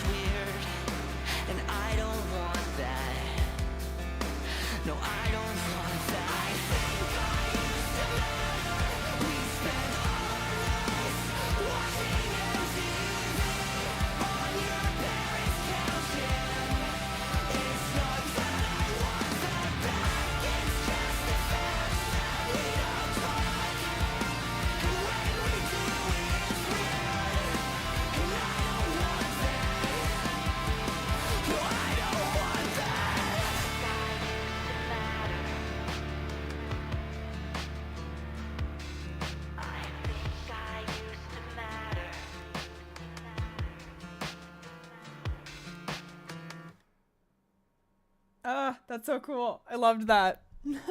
Yo, thank you. Yeah, I heard a Thank little you. bit of that one on stream, right? Yeah, you would have. Mm-hmm. You would have heard a lot of it. It's the first song on the album, so it's like the most important to me to get it right. I think earlier I said I know a song is done when I'm listening to it, and I don't feel the urge to like fix it. Perfect. I just got that now. Like I did not have it before this stream. Cool. I did a version of the master specifically for today in the hopes that it would sound like I want it to. And it does. And then I sent it to you. And yeah, this is my first time listening to it the full way through. That's perfect. Drums seemed a little loud. It's a Todd mix. There's no way around it. But yeah, I'm that song's called I Think I Used to Matter. Is it cool if I just like gush about the song a bit? Can I was gonna ask toot about my own it. horn? Yeah. Okay. Well, okay. Ask whatever question you have. I'll gush ask, either way. What the song is about, because that clearly has a really meaningful song title right there. So yeah.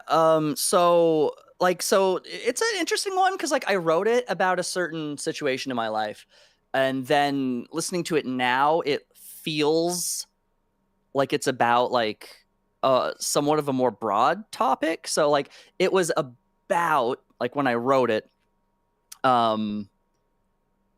I had like just broken up with my like college girlfriend who like we lived together, and then all of a sudden I'm like moving back home to not live there anymore kind of thing.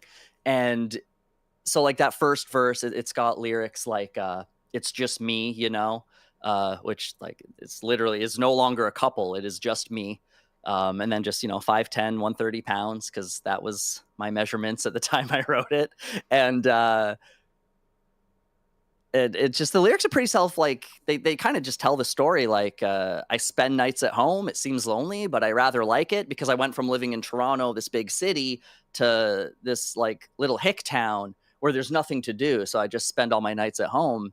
And like, it's on paper, like, especially like I was 23, I think, when I wrote it. So like when you're that young, like all your friends are like going to bars and clubs and going to see like all of our favorite bands, Right. Especially we lived in Toronto. So it's like every weekend we could go see one of our favorite bands because that's the only city in Canada any band ever plays. So it seemed lonely moving away from all of that and like disconnecting from it. But like I liked it. It was quiet and nice. And like it's like I live in a small town where, because it's the same town I live in now, it's one of those towns where like everybody knows everybody, but since I'm a hermit, I don't know anybody. So it's like I get to exist in this like cool little place where like I can go to McDonald's and like, when the fuck have you gone to a McDonald's and the woman at the cash has been like, "Oh, hi, Daryl, how are the kids?" But not just to one dude, but to everyone that comes in. Like, it's fascinating. Yeah. And they don't do that to me because no one knows me because I'm not like part of my local community. I'm like part of like a music community that exists outside of the physical space I inhabit. Right. And so the song is kind of like simultaneously a breakup song and a love letter to small town living, and coming to terms with maybe you didn't know the person that you like, whether you lived with them or they were your best friend or whatever, but like your life getting flipped upside down and becoming okay with it. So, you know, there's lyrics in there like, actually, let me pull up the lyrics because I've been working on my album so long. I don't remember what songs are. You're not the first person I've heard that's like forgotten their own lyrics. And that's Like, that's a I'm really sure if I started interesting singing thing. it, I could recite it, but Yeah. hold on, just give me one, bear with me for one moment. You're good. It's in here. It's in here somewhere. Oh no, my lack of organization is coming to bite me. Where are these files? Well, So I guess think can the talk song about, like- used... Go ahead. Oh no, you ask your stuff. I was just gonna say like the song used to be called "Too Old to Begin the Training" because I was starting my life over in my 20s. Oh, cool. Okay. And I think But a lot of it's people called do "I Think that, I Used though, to Matter" right? now. A lot of It's people very say- common, but Yeah. it was just my first time. Mm. There we go. I think I used some ad lyrics. There you Okay, go. sorry. You sounded like you had a question. No, it was just a commentary. I was gonna bide some time while you found your file. Oh, okay. Yeah. Okay, so I'll just read through the lyrics if that's cool Yeah. and just kind of explain them as I go. So yeah, I got halfway through the first verse. So seems lonely, but I rather like it. And then the next line is, I sleep alone. The Matthews family tucks me in each night. And I try to fight it, but I want that life. So the Matthews family is like from Boy Meets World. So I would sleep to like, I have like all of Boy Meets World on DVD. And so I would sleep to Boy Meets World. And so it was like the Matthews family was tucking me in. And I try to fight it, but I want that life was like, the stakes in that show, they feel high because they dramatize it rather. Right. But like, it's a kid's show, it's Disney made, and it's like a serial sitcom. Like, it's so low stakes, it's so easy going. It'll be like, Corey had weed in his pocket. You know what I mean? Like, Yeah. such non-issues where it's like, I want that. I want a life so small and quiet that mundane bullshit is like the weekly drama to the point where I don't even have to acknowledge it. I just want a quiet, simple life. So that's kind of the essence of the first verse. Then the pre-chorus is, you made me something I despise. The source of that line was I had prematurely abandoned an Yeah, dog. animal. Yeah. Oh my goodness. Yeah, sorry, I don't want to interrupt. He insisted. Yo, what's his actually- name? Goose. Goose. Hi, Goose. This is Goose, by the way, guys. I didn't want to interrupt your lyrics, but yeah. No, that's fine. That's fine. He is the boss of this house. If he Yeah, wants yeah, in yeah, my I lap, get it. he gets in my lap. Like, I have no Yeah, no, choice, and that's fine. that's me and Blink, and like we have this contentious relationship because Yeah. I want to be productive and he wants me to love him, but also he just wants to bite me.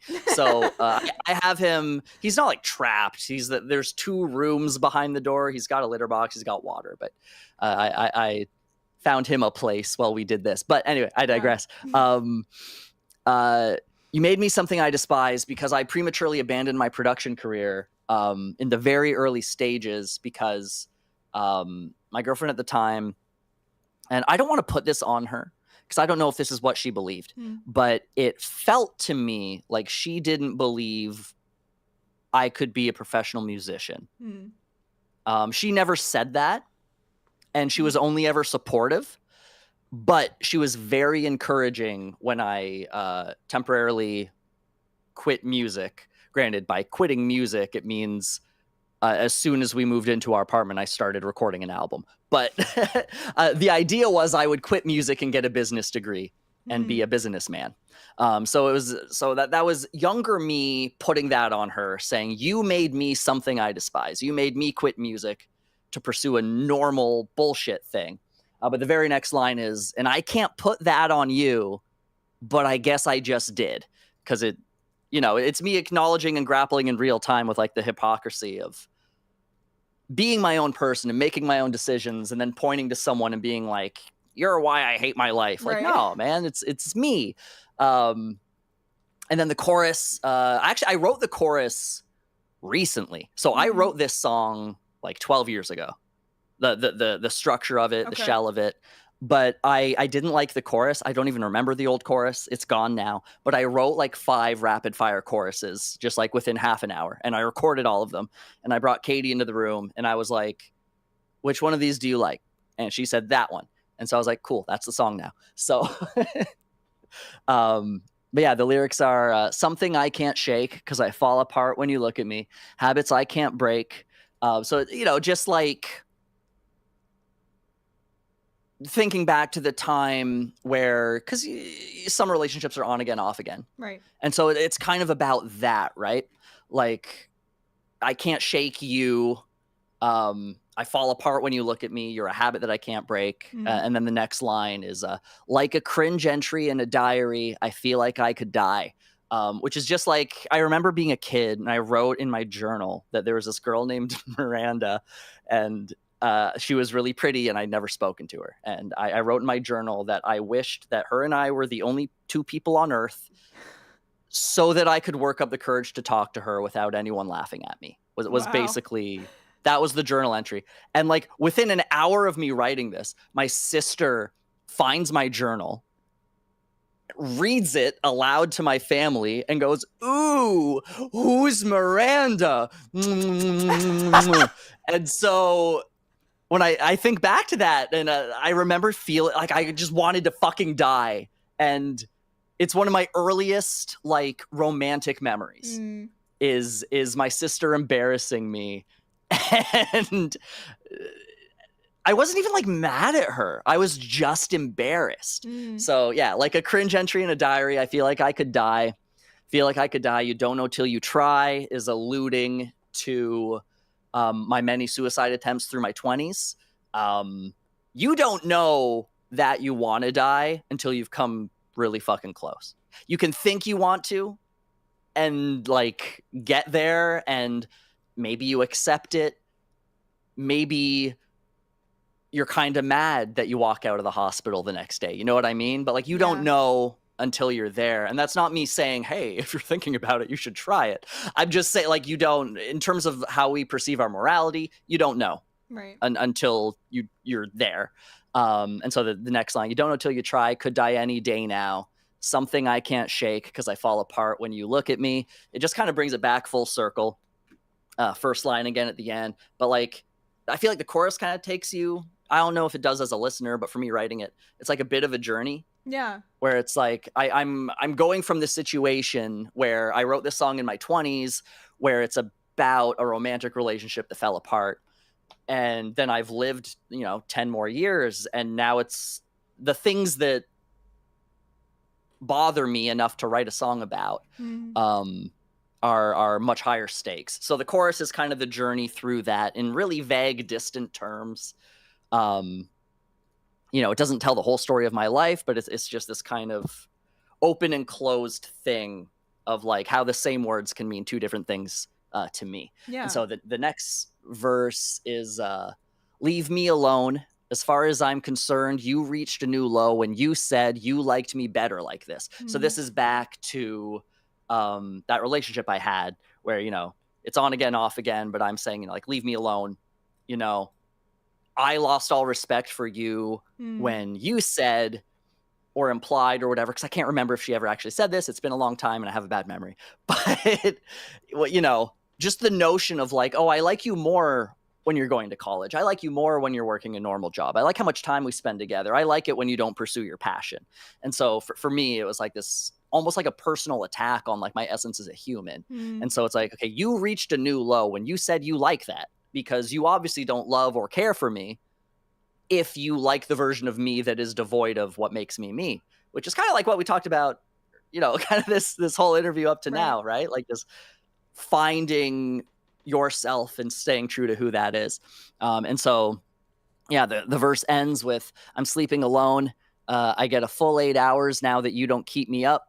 You can't keep me up. And Scott makes fun of me for saying you can't keep me up in lyrics because it sounds like a sexual insult, but it's more like you don't keep me awake anymore. Like I can finally fucking sleep now that you don't keep me up. And because I've removed myself from your life, you can't. It's like this duality of the relief of realizing, okay, you can't bother me anymore, but then also having to grapple with the reality of the grief that comes with, like, even if, not that this relationship was abusive, but even when you leave an abusive relationship, there's an element of you have to grieve the loss of the relationship. Even though you're safe now, you still have to, there's a loss to mourn there. And so that last line of you can't keep me up, it's written on paper like it's victorious, like, ha, you can't get me.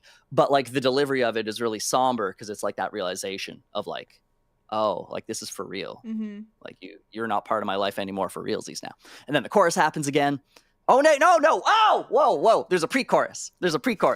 And it goes back to the first pre-chorus. And it says, you made me something I despise, but I can't put that on you anymore. So it's acknowledging that I was projecting that energy onto the other person, but then just tying a neat little bow on it. I'm not going to do that anymore. Then the chorus plays through again, and then the outro repeats twice. It's pretty self-explanatory. I think I used to matter. Just existential thoughts. We'd spend all our nights watching MTV on your parents' couch because me and this partner I had would just watch Jersey Shore like all the time. It was literally just Jersey Shore marathons nonstop. I love that show so much. So yeah, I think I used to matter. We'd spend all our nights watching MTV on your parents' couch. And it's not that I want that back. It's just the fact that we don't talk. And when we do, it's weird. And I don't want that. So the whole song is just dealing with the weirdness that you have to acknowledge when you truly let someone go. Yeah. Like it's very seldom just you're out of my life. I'm free now. Like there's discomfort inherent to any sort of change like that. Yeah. Yeah, because you get used to something, even if it wasn't good for you. Yeah. Like you get used to something, and whenever it's all of a sudden not there, there's almost like a period of breaking a habit. It's kind of what it feels like, even if it's like 1,000%. Yeah. So I know I'm speaking to the choir and all that, but yeah, it's interesting that you did bring that up and you do talk about that, and you talk about it very simply, and it's really cool. I do. Yeah, I try to have my lyrics. Like I'm not a poet, you know what I mean? Mm-hmm. Like I'm not especially clever. Says most like poets. you saw me, but like you saw me try to like update my website, right? Right. Like you watch me struggle with simple things in real time. I'm not a clever man. So like when I'm writing lyrics, it's like the only thing I can be is honest, because I'm not clever enough to write clever lines. I'm not poetic enough to write these like sweeping fucking like metaphors and allegories. All I can do is write what I feel is true for me. Yeah. So you're so telling that's me what I that did. you're not the kind of person that comes up with a comeback 8 hours later and be like, I wish I said that. Are you that kind of person? Honestly, I'm the kind of person to forget that all ever happened. Yeah. Like because I don't listen to myself when I speak. So it's like, even if I had that moment, Mm-hmm. maybe I did say it. I Yeah. don't know. Because I don't listen to myself. So you're telling me that you're Kelly from The Office a little bit. I never. Yeah. Yeah. Yeah. Little A bit. little bit. Little bit of Kevin, a little bit of Kelly. Like, There you go. yeah, I'm Yeah. I'm simple. I'm a simple fucking person. In both the literal and derogatory sense of the word. This man is immune to callback jokes. Yo, that's legit. That happens in streams so much. I'll be streaming and someone will like find a clever way to like rephrase a thing I fucking said 10 minutes ago and like bring it back up as a funny haha, and I'm just confused because I don't remember having said it. That's a streamer thing, though. We never remember what we say. Like, Oh, is that I think common? that's a thing because, I mean, maybe I'm just projecting because I'm It's also the me, same way. I'm someone. Sorry, I just saw Chris in the chat here. Yeah. It's me, I'm someone, don't be coy. Yeah. And then Gober actually brought stuff up. I do want to read chat, but I also like I feel like there's also this conversation happening and I want chat to be involved in this. So I am reading all your guys' messages. So yeah, so Gober said you survived that, which is like Yeah, that was goes back regarding the to- diary entry. Yeah. that was my sister reading my diary in Yeah. front of my family. I Yeah. did survive that, yeah. Yeah. But yeah, that's that song. Mhm. It was going to be also the album title was going to be I Think I Used to Matter. Mhm. And if you, I don't know if I mean you probably can. You're a tech wizard. If you can bring up the album art I sent you, this Oh, is yeah. officially it. This is it. I'm not tweaking it anymore. So if you've ever wondered what the Todd album's going to look like when it comes out in a Let me pull month, it up. um, Well, I'm gonna hack It's- something together really quick because I don't have it in this window. yeah. So okay, I'll keep I'll hack telling it. the Tell the I'll story. keep telling the story while you do this. Let me So yeah, WordPress hack this together. I was gonna I was gonna call the album I Think I Used to Matter and call this song I Think I Used to Matter, and then I didn't want to call them both the same thing because that can get confusing sometimes. So I was like, okay, I'll change the name of the song, and I tried a bunch of different song titles, and I was like, fuck, like none of these feel correct. Like that song is I Think I Used to Matter, and so then I turned my sights to my album, and I'm like, all right, we got to name you now, buddy. And so for the past year or so, I've been alluding to a Todd album. It's the only consistent name it's received. So, Yeah, whenever it comes up here. Yeah, I was thinking, oh yes, I'm going to add transitions because that way it transitions nicely. Oh no. But we'll see if it does it. So, just me. There we go. Here's the album. Here's the album cover. Yeah, so that's it. Nothing fancy. It's a picture of me when I was 7. And this was the first of many moves. I was the new kid at school basically every year the whole time there was school. Like we moved and moved and moved. This was the first of many heartbreaks I endured in terms of uprooting my life and leaving all my friends behind. And remember, this is pre-internet, right? Like when you moved, your friends are gone. They don't exist. Yeah. Like object permanence out the window. Like I know in my head, there's a dude named Jeff who lives 3 houses down from my old house, but I don't even know where my old house is. You know, I don't know his phone number. I don't know anything. And so this was actually the original picture of this. Jeff is sitting beside me in the original picture of this. It's someone took it upon themselves to take a picture of the lads' last moment together, sobbing. And I felt weird putting a childhood picture of like my childhood best friend crying.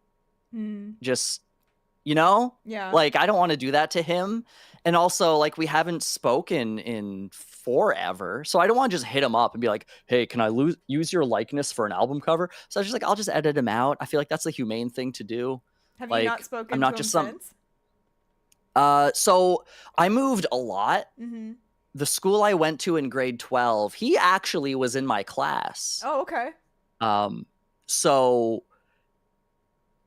we had like a very brief conversation, and it was immediately apparent that we didn't like we weren't compatible humans anymore. Yeah. If that makes sense. Like I show up and I'm all me, and he shows up and he's all him, and him is like a sports jersey and like a flat snapback. And not that like, oh, we aren't in the same social niche, we can't be friends. It Right. was nothing like that. It was just like, damn, like I'm not even stoked to see you right now. Like just our energies and lifestyles and personalities were so different. Like not to throw shade on the guy. Granted, we were still like, we were like 16 years old. And it was the early 2000s or mid 2000s. So like different time, we were still maturing. So I'm not saying this about the man he is today, but at the time I remember like not him, but like his circle, like they felt a little like misogynist and like not crazy bigoted, but like small town bigoted. You know what I mean? Right. So it's just like kind of like that energy I was trying to get away from my whole life. And he kind of like, it was like looking at what I would have been if we hadn't moved all the time. And if I didn't have to grow and change and adapt so much through my life.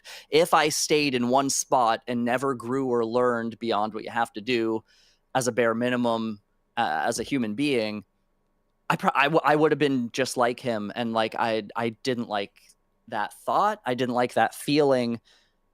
And like, we never, there was no disagreement. There's never been any hard feelings. Just like we reconnected enough to say, hey, and we like both like, and that's the thing, like with childhood best friends, you don't even have to say it. You know what I mean? Right. Like we meet each other again and we just both understand like it's been good. Like it was really interesting. And so with that, I would have felt even weirder reaching out to this dude that I did have closure with, to then be like, hey, can I use this picture of us together as kids? Mm-hmm. It didn't feel right because I don't like it. And this is just like a thing, like people that only reach out to you when they need something. Yeah. I'm not going to do that to my childhood best friend. I fucking refuse to do that. Like in general, I don't like doing it. Like, not that I'm afraid to ask people for things, but like, we haven't spoken really. We haven't spent time together really at this point in almost 30 years. Mm-hmm. Like, and I'm just going to come up and be like, hey, remember that day we were really sad? I need to use it for marketing my music. Like, what kind of an asshole does that? So I didn't do that. Yeah. Understandable. But yeah, that's the album art. So that Yeah. picture has been one of my mom's favorite pictures of me ever. Really? Through like my whole life. Yeah, not because she's like, oh, my son's so sad, that's cute, but like it's such an honest image. Mm-hmm. Like that is just a heartbroken kid. Yeah. And like my album is not happy at all. It's giga depressing. Like the track order might change, but the way I have it currently is like we've got I Think I Used to Matter, which is like a bit of a bummer on the outset, and then it just gets worse, and then it just gets worse. And so it's like for album art, it's like yeah, the first time it got bad, I think, is a good picture, because like I relate so much to that kid when I'm like on the cusp of a panic attack. You know what I mean? Like when you're having a panic attack, you're just a scared kid. And like you think you're going to die, and like you could try to reason yourself out of it because there's the adult in your head. But like fuck. So yeah, that scared kid is like in every song on this album. And so I wanted to give the little homie some love. Yeah, cover, date, track list. This man has given up I'm giving up it all. You want to hear another song? Yeah. And then Jay Winchester also said that I'm just so happy that it stayed as the Todd album. Yeah. Me too, man. Like, at first it was a meme, but like, I make meme songs for a living. Like, I know this album isn't memes, right. But man, aren't you worried for a minute? What what did you think it was gonna? Did you have any like tangible fears? Yeah, that'd be I'm interesting. so curious, like, right? Like what alternate universe terrible album titles yes, just that it wasn't going to be the Todd album. Yeah, no, it's the Todd album. And that we we'll get the P song. The P song is one of the very rare. So there's like 2 happy songs on my album. There's Green Hair Canadian Girls, which is a love song about my wife, and then which is like not even a happy love song. Like the first 3 lyrics of the chorus are literally the words 4 words. I'm broken and jaded. Like, like I can't write a happy song to save my life. But then there's the P song, which again is about the struggles of going to the bathroom as a man in your 30s with like chronic kidney stones. Like, it's like not a happy song. It's literally peeing in the toilet is the hardest thing I've done, because it's like some days it's hard. And that's just a reality of getting old. You know what I mean? Yeah. Like, it's a meme song. It's a joke. It plays when I go to the bathroom, but like 1 out of 20 times, it is hard. Yo, DS, what's up? We're about to listen to a song. Yeah. A second song. I'm leaking 2 songs tonight. How you doing, man? Happy to see you here. I wrote a love song where the hook is, "You're gonna be the death of me. I get it, buddy." Oh. Dude, I did that too. I was just thinking about like all the stuff that I wrote, because I wrote a lot of short stories when I was growing up. Nobody's seeing those. But peak depression, like, you know exactly where I'm going. So that's wild. Nah, it's there's some really interesting things that could come up with like. I think it's neat that you also wrote a love song with the words "You'll be the death of me." Yeah. I wrote one. I don't think it exists anywhere, but I remember the lyrics. Never forget this. You'll be the death of me. You'll be the death of me. You'll be the death of me. You'll be the death of me. But if you stay in my life, I guess I'll be fine. I wrote that when I was like 18 or 19. Nice. And the song was called "Sometimes I'm Cold."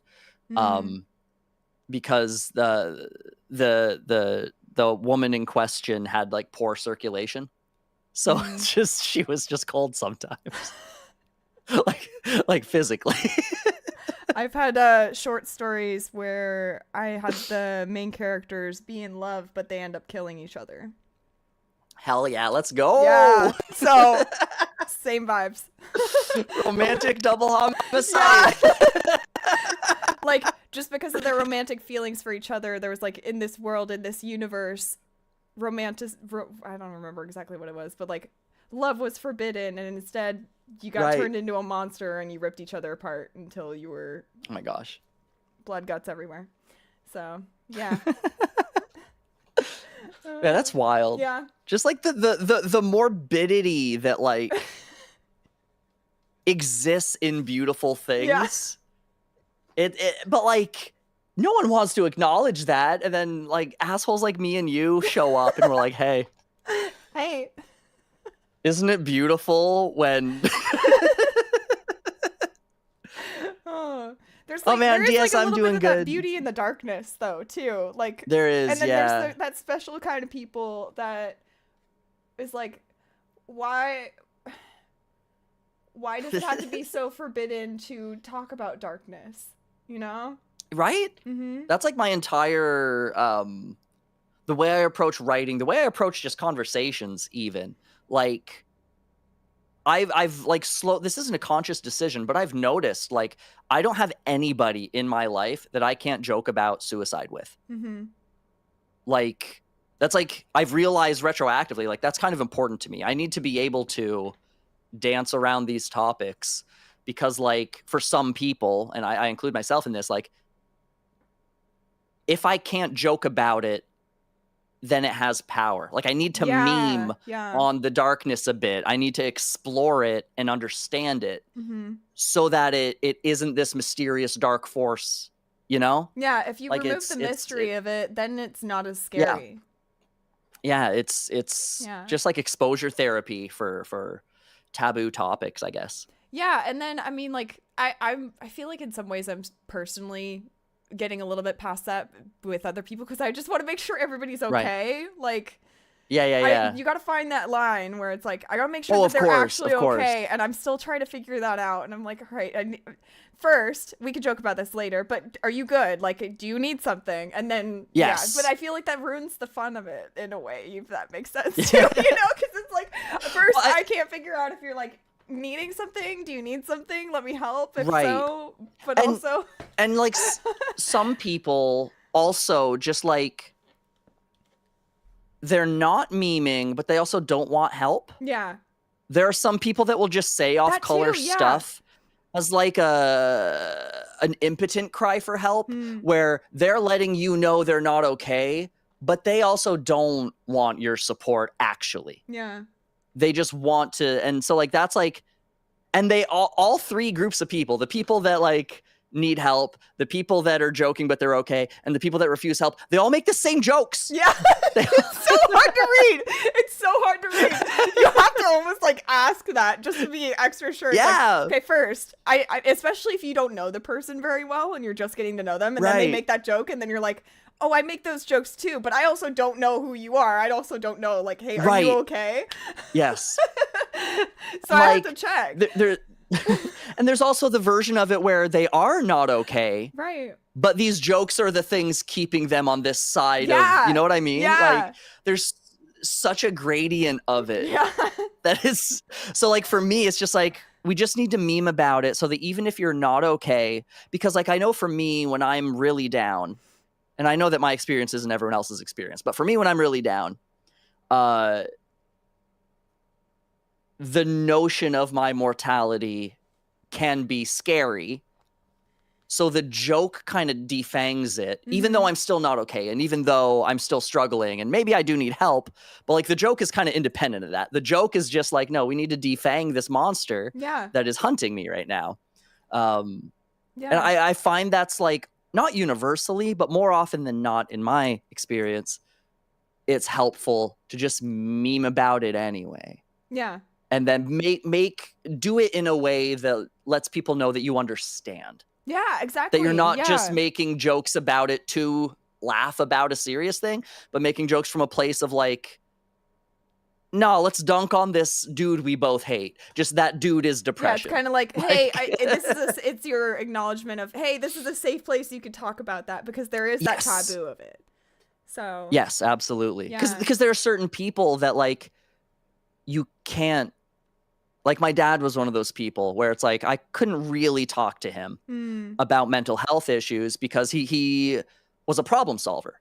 yeah. So you come to him and like with depression, like you can't solve it. You got to ride it out, or at least with my experience with it. My depression is not something that can be fixed with like, oh, just do some push-ups, you'll be better. It's like, nah, man, like my brain's tapped, I'm done. Like time is the only thing that can heal it. So since I'm down anyway, let's meme about it or whatever. So whenever I tried to talk to my dad, he would, thing, right? exactly. So my dad would like try to come up with solutions and try to make me feel better. And then it does this thing where it's like you start feeling like shit because this person you love is trying to make you feel better. And they're doing that because they love you. And you're such a pathetic, broken excuse for a person that you can't even feel better for this person who loves you. And it's like this like terrible cycle of, well, now you feel worse. So now they're trying harder. So now you feel worse. So now they're trying harder. And so like, I find joking was a great way to break that, where instead of coming like, Dad, I don't know what to do. And like, sometimes you just need to express that you don't know what to do. Yeah. But then like the problem solver personality type will then be like, well, here's what you can do. And it's like, well, no. Yeah. We just need to accept the reality that I don't know what to do and exist in it.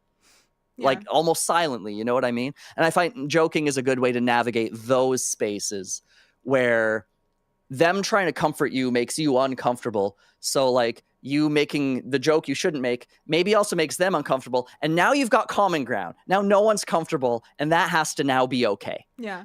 And you can rebuild from a common place where prior to that, I'm depressed, he's not, and we just can't see each other's perspective. Right.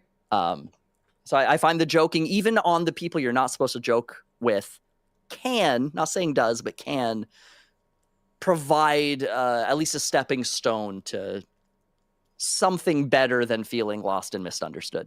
Yeah, and I mean, I might also be projecting a little bit in this instance, but there was that time in my life where I also made those jokes to make the right people uncomfortable, if that makes sense. That's totally like also a thing. As a defense That is also a thing. Yeah. Yeah, I try really hard not to actively make people uncomfortable now that I'm like old and tired. But like for sure when I was younger, like I would do and say things with the express purpose of causing discomfort. Like I remember like I was trying not to go to church when I was younger, and they would make me go to church because they're my parents. I have to do what they say. And I remember standing up in a Wendy's after church and just declaring, I am a sex god. Granted, I'm like 13, 14, definitely a virgin, never kissed a girl, but just making this declaration, and now everyone's uncomfortable. And I thought that was the funniest thing in the world. In hindsight, that's just like a weird thing to do. It's just weird, yeah. Like, but like at the time, it felt like an expression of my discomfort in being in that situation. I was then able to like turn the tables, right? Like, y'all are trying to convert me into this thing I've been raised in, but don't fully believe the same way y'all do. Yeah. I'm a sex god. Haha. Now you're uncomfortable. Like, yeah, you're uncomfortable, and now I'm less uncomfortable. Yes, because now we've created, this is my space now. Yeah. The energy in the room is mine. I did that. Yeah, there's definitely, especially when you're younger and you're just trying to find what little control you can have over your life, because like the younger you are, the less control you have. It's the little things like that. They're all you have. Yeah. They're the only forms of expression that don't feel useless, because at least you did something. Yeah. Even if it was a negative thing, it was something. Mhm. Yeah, it was something, and I mean, as long as you're not hurting anybody, like, really, you Yes. know? Yes. So, yeah, I don't know. I don't know where we would derail from, but that was a fun one. I don't know either. Yeah, do you want to throw on the next Yeah, song? let's It's do a the really next song. happy one. Yeah, all right. Cool. I'll pull Cool. up the lyrics ahead of time. Okay. Do you have the lyrics up? I'll get them. Okay. I'll get you can get the song going. It gives me 3 minutes to find them. Okay, you got 3 minutes. All right, we're starting the next song, friends.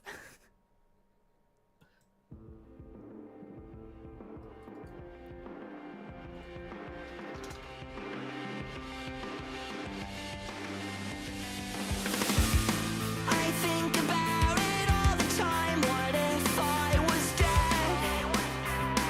Would anybody talk about it? And all the shallow bullshit, it's what floods in my head. I can't believe the shit I just said. I'm trying to find something else to write about, but I come up short. I'm running out of things to say. I'm just so lost. I feel so lost. I don't know how you even stay. I should mean nothing to you. Eyesight, vacant, empty lines. Where are you? I'm ever worsening. I never wanted you to watch me fall. I'm writing songs to try to get this all out. Running circles only go so far. I'm running out of things to say. I'm just so lost. I feel so lost. I don't know how you even stay. I should mean nothing to you. I know you're better off without me anyway. Yeah, you're better off without me.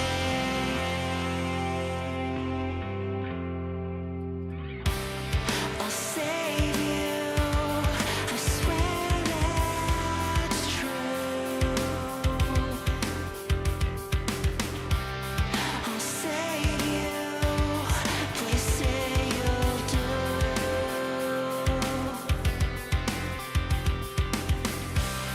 I'll save you. It's what I do. I'll save you. Every time I try to find a reason why I've been so lost, I get so lost. You always find me inside the lie. I should make nothing to you.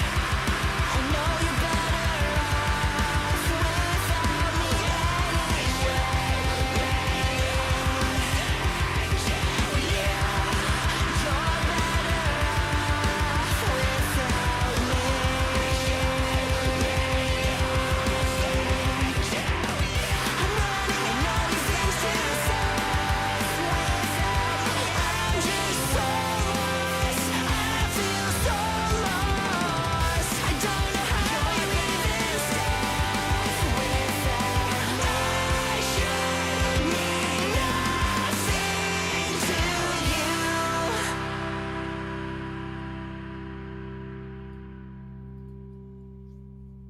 That's awesome. Oh, thank you. Yeah. Thank you. That's an old one. Oh, yeah? Also a new one. So yeah, the story with this one, it's not horribly dissimilar to to the last one we listened to. I didn't. This is just I swear the whole album isn't this, but I wrote the basis of this one. Thanks, DS. He just said he loves singers that clearly mean the words they sing and put so much passion in it. Yeah.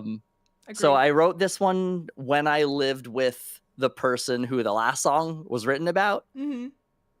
And it was entirely different. Like lyrically, like very little of the old song made it, but like the initial first like seed that was planted that ultimately became this song was written way back then. I recorded 2 different versions of it, and neither one like clicked with me at the time, so I just scrapped them. And then Joey Sturgis emailed me a year and a half, maybe 2 years ago. And I don't know if you're familiar with my song. Joey Sturgis asked me to write a Seosin song. Yes. Okay, so that song, he did not only ask me to write a Seosin song, he also asked me to write a Blink-182 style song. And so this was that. So I wrote cool. The Seosin song and this one kind of at the same time. And so I was just thinking like, because it was kind of like a quick turnaround kind of thing. I was like, I think I have like an old song that was scrapped that I could like repurpose. And so I just kind of like took bits from it, changed the key, entirely rewrote most of the lyrics, and then went for it. But yeah, it was really funny because I wrote the Seosin song first, and it's like not a happy song. Like it's a lot of the records about like suicide and mental health issues and stuff. So like the chorus of the Seosin song is like nothing forever. That's all that I know. And that's like the little part of my brain that wants to go back to when I didn't exist kind of thing is the notion there. So this song, I go to start writing lyrics, and the first thing that comes out of my head, or out of my mouth rather, is I think about it all the time. What if I was dead? And it's like, oh, we're doing that now. Like, so the song is about that, not about the wanting to die, but about like every time I go to write a fucking song, it's just depressing. And like I have this like happy, uplifting thing, and I was asked to write a song that sounds like Blink-182, and they're a very happy sounding band. And I've got this instrumental, and it's poppy, and it's catchy, and it's nice, and it's in a major key. And when do I ever do that even? And then my lyrics are just like, okay, but what if I was dead? And so I just kind of ran with that a little bit. It's, you know, I think about it all the time. What if I was dead? Would anybody talk about it? Because sometimes when I'm really thinking about dying, I wonder, like, would I be able to just die and not have it ruin anyone's day? And I think the answer is no. But when I'm in those dark places, I wish the answer was that, like, no one would be affected by it. You know what I mean? Yeah. Like, sometimes the only reason I'm still here is because, like, I don't necessarily want to ruin my wife's life. I don't necessarily want to make my cats sad, you know, stuff like that. Like, so that's just kind of the notion, you know, like, you know, what if I was dead? Would anyone even talk about it? And then the next line is, and all the shallow bullshit, it's what floods in my head. I can't believe the shit I just said. Because, like, I'm asking, like, would anyone care if I died? It's like, I can't believe I just said that. Yeah. Of course someone would. At least like 3 people would not be stoked on the news that Todd died. Like, minimum. Yeah. So yeah, then the pre-chorus is I try to find something else to write about, but I come up short because that's just what fucking happens. And so that's where the song title comes from, Come Up Short, because the song is just about trying not to be in that mental health mortality cycle. And it's like, man, it would be very inconvenient for Scott. Yeah.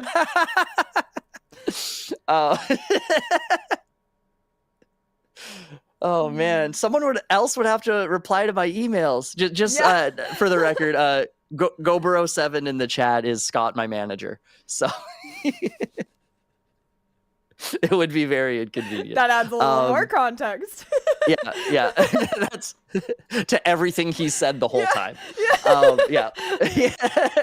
There's rapport there. Does this one have a final slot? Nothing has like a for sure spot in the track listing until I submit it to distribution. Everything's kind of up in the air. But as it stands, it was a really good question. I'm going to see if I can come up with an answer. So, okay. For the record, the way I structure my album, I don't have the song titles. So I have to read through this and then figure out what it is. Okay, so Mid-Tempo Heater, I think, is the first one we listened to. Sad Boy Anthem is I Don't Want to Be Here Anymore, which is already out on the Green Haired Canadian Girls EP. High Energy Banger is track 3. That's Misdiagnosed. It's not out yet. Epic Seosin Moment is track 4. That one is out on the Green Haired Canadian Girls EP. And then Pop Punk Time, I don't think is this one. That's track 5. Twinkly Love Bop is Green Haired Canadian Girls, the song. Sad Rage is Depression is a Hell of a Drug. Pee Break is the Pee song. Okay, Suicidal Pop Hit, I think, is the one we just heard. So that's track 9. Okay. Yo, Young Mushu, Hi, thank you so Mushu. much. That's really kind of you to say. Thank you. Yeah, Mushu's on it from our community. They're a big part of us being streamers today. So. Oh, that's awesome. Hi, Mushu. Appreciate you being here, Mushu. Yeah. But yeah, so I think it's 9th in the track list, Chris. And then after that, it's just bummer, heavy song, Dad's Dead is what I have written down there. I love the little notes that you have that aren't the actual song titles. Do you do that to like kind of trick your brain into like not overthinking the concept, or is there nothing more than? Yeah, it's just like when I'm thinking about like what kind of song would flow next. Yeah. And so I distill the songs to like, how would I describe them if I told someone, hey, write a song like this in 3 words or less. So yeah, Suicidal Pop Hit, go nuts, like, you know what I mean? Right. Or like Epic Seosin Moment, like, yeah, that's just a Seosin song. But yeah, so I do that so that I'm not caught up in, I want this song third. It's like, well, maybe I don't. And that's kind of what happened along the way, is like, I thought for sure the Seosin song was going to be track 5 until I divorced myself from the Seosin song has to be track 5. Right. And then actually structured it the way it flows nicely. And that's like, oh, it's a nice track 4. It's, you know, I want it in the front half of the album, but maybe we don't have to wait so long for it. Right. But yeah, so I just realized I was reading through the lyrics here. You're good. Okay, so then the chorus is, I'm running out of things to say, because again, the song is about that. Just like I had nothing to write, so that's what I wrote. I'm running out of things to say. I'm just lost. I feel so lost. I don't know how you even stay. I should mean nothing to you. Just your typical defeatist, self-deprecating, nothing to read into. And then these lyrics are actually from the original demo. And they might not survive to the final version, but they kind of fit thematically, so I might keep them. But it's I sighed, vacant, empty lines, which is kind of like what the preceding lines in the chorus were. Just that's very self-deprecating. Very emo poetic stuff, though. Like, and I do quotes because it's like, right. You know, that's something that you would hear in an emo track, you know? Right. Yeah. And like I wrote it like peak emo Todd. Yeah, like, no, that's definitely something that I've written in some capacity. Like, and then the next line is where are you? Which at the time, the "Where Are You From I Miss You" was not as iconic as it is today.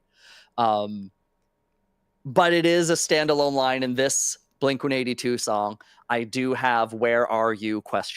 as its own nice lyric, which is really fucking funny, and I didn't know that until this moment. Oh, you didn't know? I thought you would have done that on purpose. Ooh, I cite vacant empty lines. Chris, you just saved the album. That's the lyrics now. I cite vacant empty lines. Beautiful. Where are you? I'm ever worsening. Chris gets a writing credit now. I just realized. That's cool. DM me what percentage of the SoCan and or ASCAP royalties you want. I'm ever worsening. I never wanted you to watch me fall. Again, it's just like I wrote it in the most try-hard emo phase of my life, but it fits the song, so I have kept them so far.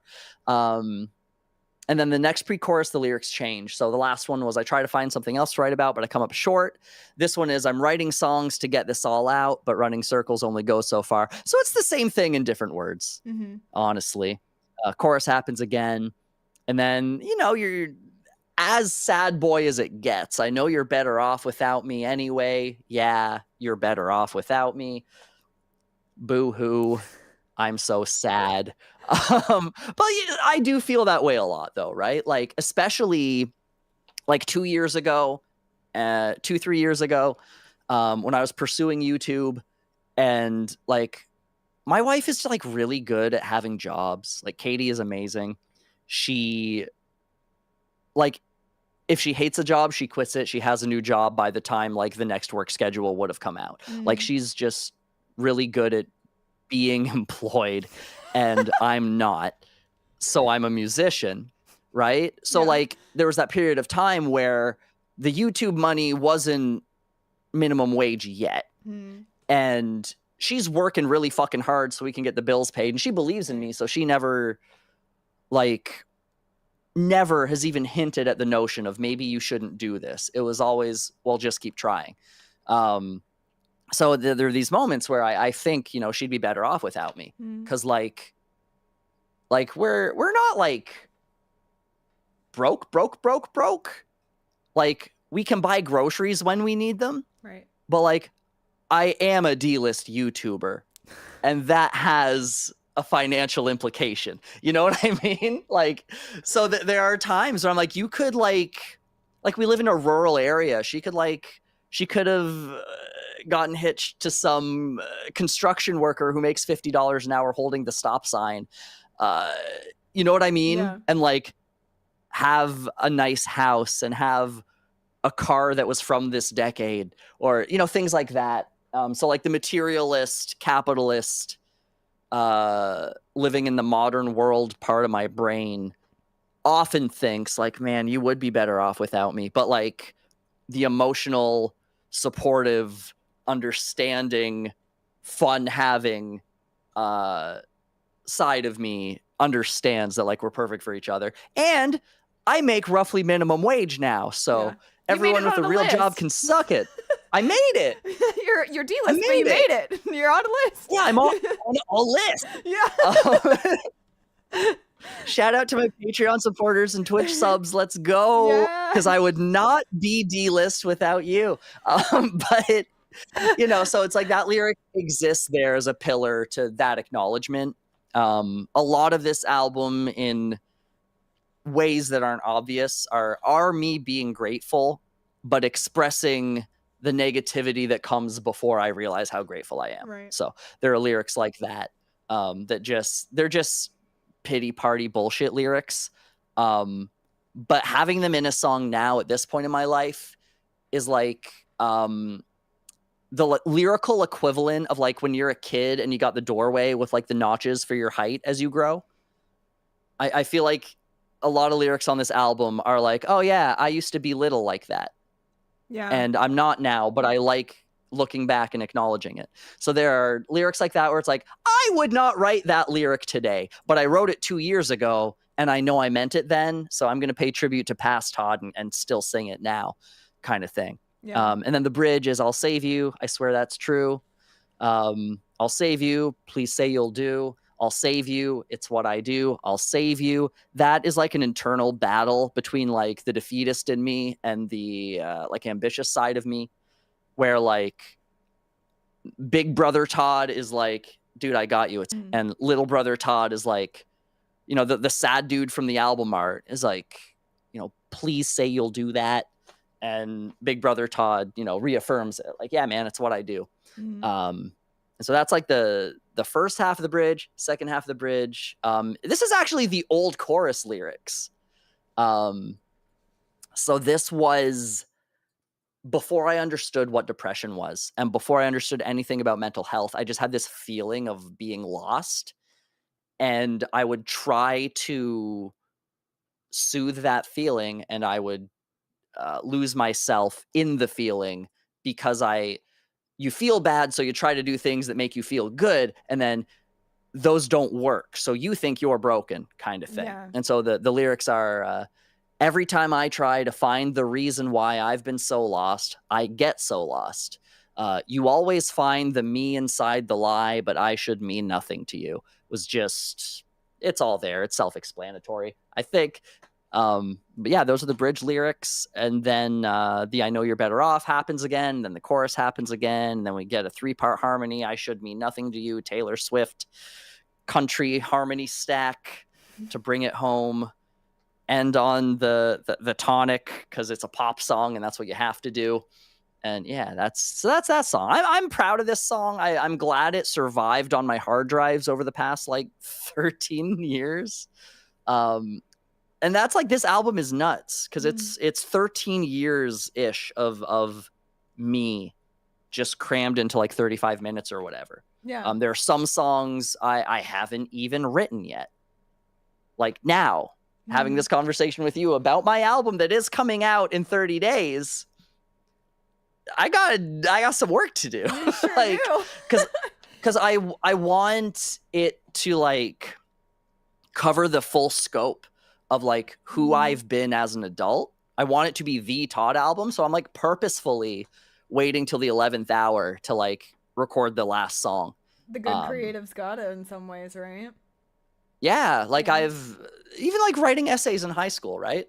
Yeah. Like I did not ever do a first draft and I did not ever have it done, much less started before the night before. Like that's where I do all my best work. So it's like, especially it's the last song on the album is the one I haven't written yet. So it's like, I'm just going to get everything else done up to that point over the next week, maybe week and a half, and then spend 4 days in purgatory, just slamming out hopefully the most depressing song I'll ever write. And then I never have to go back to that pool again. Maybe I can learn how to write happy songs after this. Maybe. But this album is like emo. And I want it to be a full spectrum of my life right up until the moment it comes out. Yeah. I think it's interesting that you brought up from first to last, because I was just listening to their stuff like last week again for the first time in like a really long time. And they're so good. Yeah, they're really good. And I the thing that like really stuck out to me was their call and response tactic with the lyrics and yes, you did that in this song, and I was like, I love this. This is great, especially since you talked about Big Todd, Little Todd. So I thought I'd just like comment on that and make sure that was there. Also, speaking of working on music last minute, and now that I know your manager is in the chat, I don't mean to be encouraging this. I am not encouraging.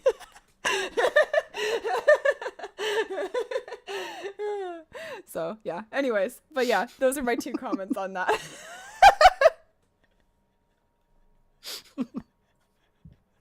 I mean, the nice thing about like manage is a loose. So like he doesn't manage. So like I do my own like YouTube uploads. Right. I do my own Spotify submissions. Like I'm DIY. But yeah, no, Scott manages me. Mm-hmm. Like as a person. Mm-hmm. Like he's the friend who like historically there was a time in my life that maybe I needed to lose some weight, and he was the dude that let me know in no uncertain terms. The verbatim was, dude, you got fat. And it was like which is like not something that's kind to say on its surface, but it was what I needed to hear. Because at that point in my life, and I've told this story on stream before, but like I had been on antidepressants. I was gaining like a lot of weight really fast. Mm-hmm. So like I went from like 125, 130 pounds, which on my frame is like where it likes to be. And all of a sudden I'm 180. So like I've had a 50% increase in body weight over like a 6-month span. So Scott hadn't seen me in a few months. And the first thing he says to me is, dude, you got fat. In that time, I noticed I was gaining weight, and everyone else in my life was like, oh, you're just filling out. You're becoming an adult. It looks good on you. And it's like, I look back at pictures, very rare pictures from that short period of my life. And it's like, that dude is so depressed. I can see the yearning for death in his eyes. Like, why did anyone think I was okay? And Scott was the only person who said what I needed to hear and what I like wanted to hear. I needed that affirmed. I had been saying for months, like, guys, like none of my clothes fit. I'm really uncomfortable all the time. This feels like a problem for me. And like some people want to get bigger. Some, you know, like everyone's on their own journey, but like Scott is great at meeting me where I am and telling me what I need to be told. And that has been so helpful with the YouTube shit. Because you get so up in your head about like algorithms and trending topics and all that bullshit. And Scott's really good at Fat Todd Arc was a vibe. But also, like, but yeah, he's really good at. Go ahead. Oh, I don't remember what I was gonna say. So okay, you go ahead. my bad. Well, from all I'm getting is he's a good manager. That's it. No, he's incredible. Yeah. Like he manages because like I'm a moody person. I'm not remarkably stable. I'm prone to catastrophic thinking. And he's always right there to be like, Todd, shut the fuck up. Like, yeah, you don't need to delete your whole YouTube channel and start over. You don't have to do it. And so, then I don't. Good. We all need that. We all need that person in our lives, whether it's a manager or a partner. Yeah, we absolutely do. Yeah. Yeah. And it's just like, because my life is making music, it's like Scott and I would be the friends we are, whether or not I do what I do. But like, I want to talk to Scott every day. Yeah. Also, I'm working on music every day. So it just kind of comes around that like he, through happenstance, manages me. Yeah. Good manager, good friend. Like, I don't know. I'm learning more about that side of things. And it's really rare to find that, you know? That's really good. Well, because like, and then also you get like, you want to be friends with your manager, but you also do want to be able to be like, okay, if I wasn't doing this, would we still be friends, right? So, yeah. And you also like, you have to have the kind of friend as your manager that like is okay with the possibility that you might hate them. Mm-hmm. You know what I mean? Yeah. Like, I don't think Scott is afraid of ever hurting my feelings. I think he is very much okay with ever hurting my feelings. And that's an asset. Like, that's a beautiful thing. Cause like, he's going to make fun of me for this. Cause so, okay. I don't listen to a whole lot of rock music these days. I mostly listen to hip hop because like I make rock music all day for work. The last thing I want to hear is a distorted guitar when I turn on Spotify. But like I've been learning a lot about like Kendrick Lamar's like circle of people, and like they're his childhood friends. His manager is just his best or one of his best friends when he was growing up. Like he got giga famous. He's like the 15th most streamed artist in the world, and his people are his people. It's not a team of like the best corporate whoever. Right. It's just the homies. And I think that's the best way to do it. Kinds of things though, is like you usually have your best friend there. Like like you come up together. Yeah, and then you guys like work out together. There's like different, you complement each other, and then you use your own strengths to, you know, go through life together in a way. So. But there are a lot of people who don't do that. There are a lot of opportunists. There are a lot of clout chasers. There are people who like you'll be tight with to a point, and then one of you gets too successful, and whether it's the lesser than person or the successful person, someone makes the decision, fuck you, and then you split. And so like even with my like, I even hesitate to call it success, like, but like to where I've gotten, I've had people decide for me, at me, that like I'm too good for them. And it's like, and these are like some really hurtful situations can happen there where it's like, bro, we were brothers. What the fuck? But like people will like project notions either of what they think the other person is, or on the flip side, people will be like, oh no, you hold me back. You know, I need a real publicist. I've outgrown you. That's like rampant in the music industry. I've been in bands with dudes who like you tour together, you sleep in a van together. Like you literally help like bathe each other because we don't have access to showers. So can you baby wipe my back because I can't reach kind of shit. And then they see a little bit of success on their own and now you're nobody to them kind of shit. You know what I mean? Like, Yeah. so it's really nice to have Scott and Josh too. We have a secret channel on our Discord server. It's just the three of us. And we talk about literally anything, like music and the YouTube channel and videos and stuff does come up frequently there because it's a big part of, you know, my life. But like everyone talks about their job in there. And like Josh, when I play live next month, it's actually my first show. I am horrified. I hope it goes well. But I mean, I've played shows before, but never as Todd Barriage. But like Josh is my bass player, and like he's been like one of my best friends since I was 14 or 15. And like those are the people I want around. Like I don't want to go find, you know, the best bass player or whatever. It's like, no, I don't want to do that at all. Like that's not appealing at all. I want Josh there, you know? Yeah. Like and so yeah, I've with assembling my live band even, it's been like I get a lot of messages from people. They're like, "Oh dude, I'll play guitar for you." And it's like,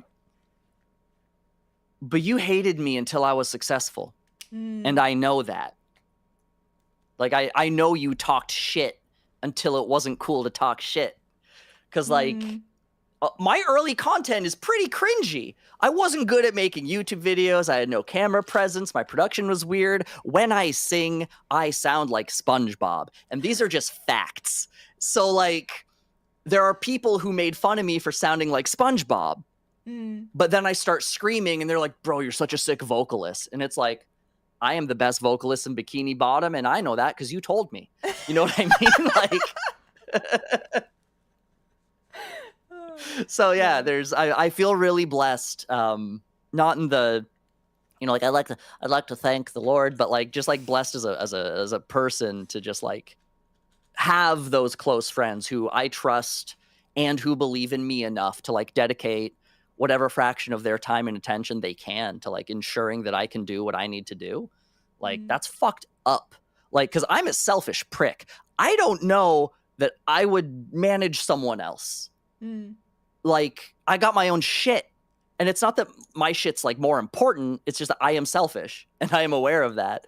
And I'm just really lucky that like my friends are less selfish than me and enable my pursuit of narcissism. Like they think I'm not necessarily 100% wrong that I could make it as a musician. And I think that's enormously kind and generous of them to even entertain the notion. Like, and so, yeah, for sure. Those are the people I want to keep around. Like the people that stuck around when I was crazy saying I could make it. Not the people who saw the proof of concept and then believed in me. Right. Yeah. Yeah, you rose a lot of the good points. I had some thoughts and then I forgot those thoughts and then I'm sorry. No, it's okay. I loved listening to every little bit of it and hearing about your little circle a bit, cuz like I said, it is rare to find that place as a creative because there is all that like clout chasing, and then there is all that in music, and I don't know, I think there's that's always been a thing. I think that in some ways it always will be a thing.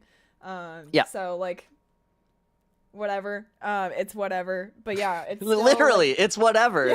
So like it's a thing I'm aware of. Like I'm not mad that there are clout chasers. I just like stay aware of their presence, right? Like and it's not like I'm not too, because sometimes it's tricky. You know? Well, because like I wouldn't say that I've been one, but I've exhibited behaviors that in retrospect, I realize were perceived by the recipient of my behavior as clout chasing. I could relate with that. Yeah. Like, cause like when you don't know, right? Like you don't know how to move in this space. So like, I would reach out to like bigger YouTubers who I liked and who I knew I would make cool shit with. Yeah. And I would be like, oh, can we collab? And it's like, in hindsight, it looks like I'm trying to like parasite off of their following and their hard work and their success. Right. Which, like, on the surface, yeah, that is what that totally looked like. And I would never even say that they were wrong for perceiving it that way, even though that was not my intention. The things that come with it, if they agreed to work with me, would have had the same net result, whether I wanted to be a parasite or not. Right. Small artists works with big artists. There's a bleed over of fandom that the smaller artist disproportionately benefits from. And so I try Right. to stay really aware of that. So like when I do a song with like Jonathan Young or Anthony Vincent, I'm aware that I'm the little guy. You know what I mean? Like they've got followers in the millions. And like I still don't have my silver play button kind of shit, you know? So I'm aware of the dynamic, and it's important. It doesn't matter in terms of like, it doesn't mean we can't make cool shit together, but just like the semantics and the optics of working together, like there's a tangible social effect that happens.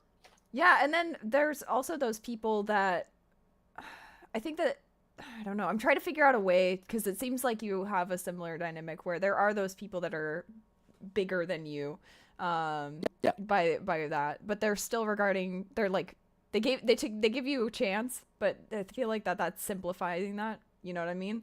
But they like, no, that is it. And like I think when cool. And I think those people like deserve a lot of respect for that too, especially because like 100%. they took the risk too, because it's like regardless they're gonna grow their channel and you're gonna be like, right, you know, you don't really truly know whether or not someone's a clout chaser right away sometimes, you know? And no, sometimes absolutely. you gotta take and that that's risk.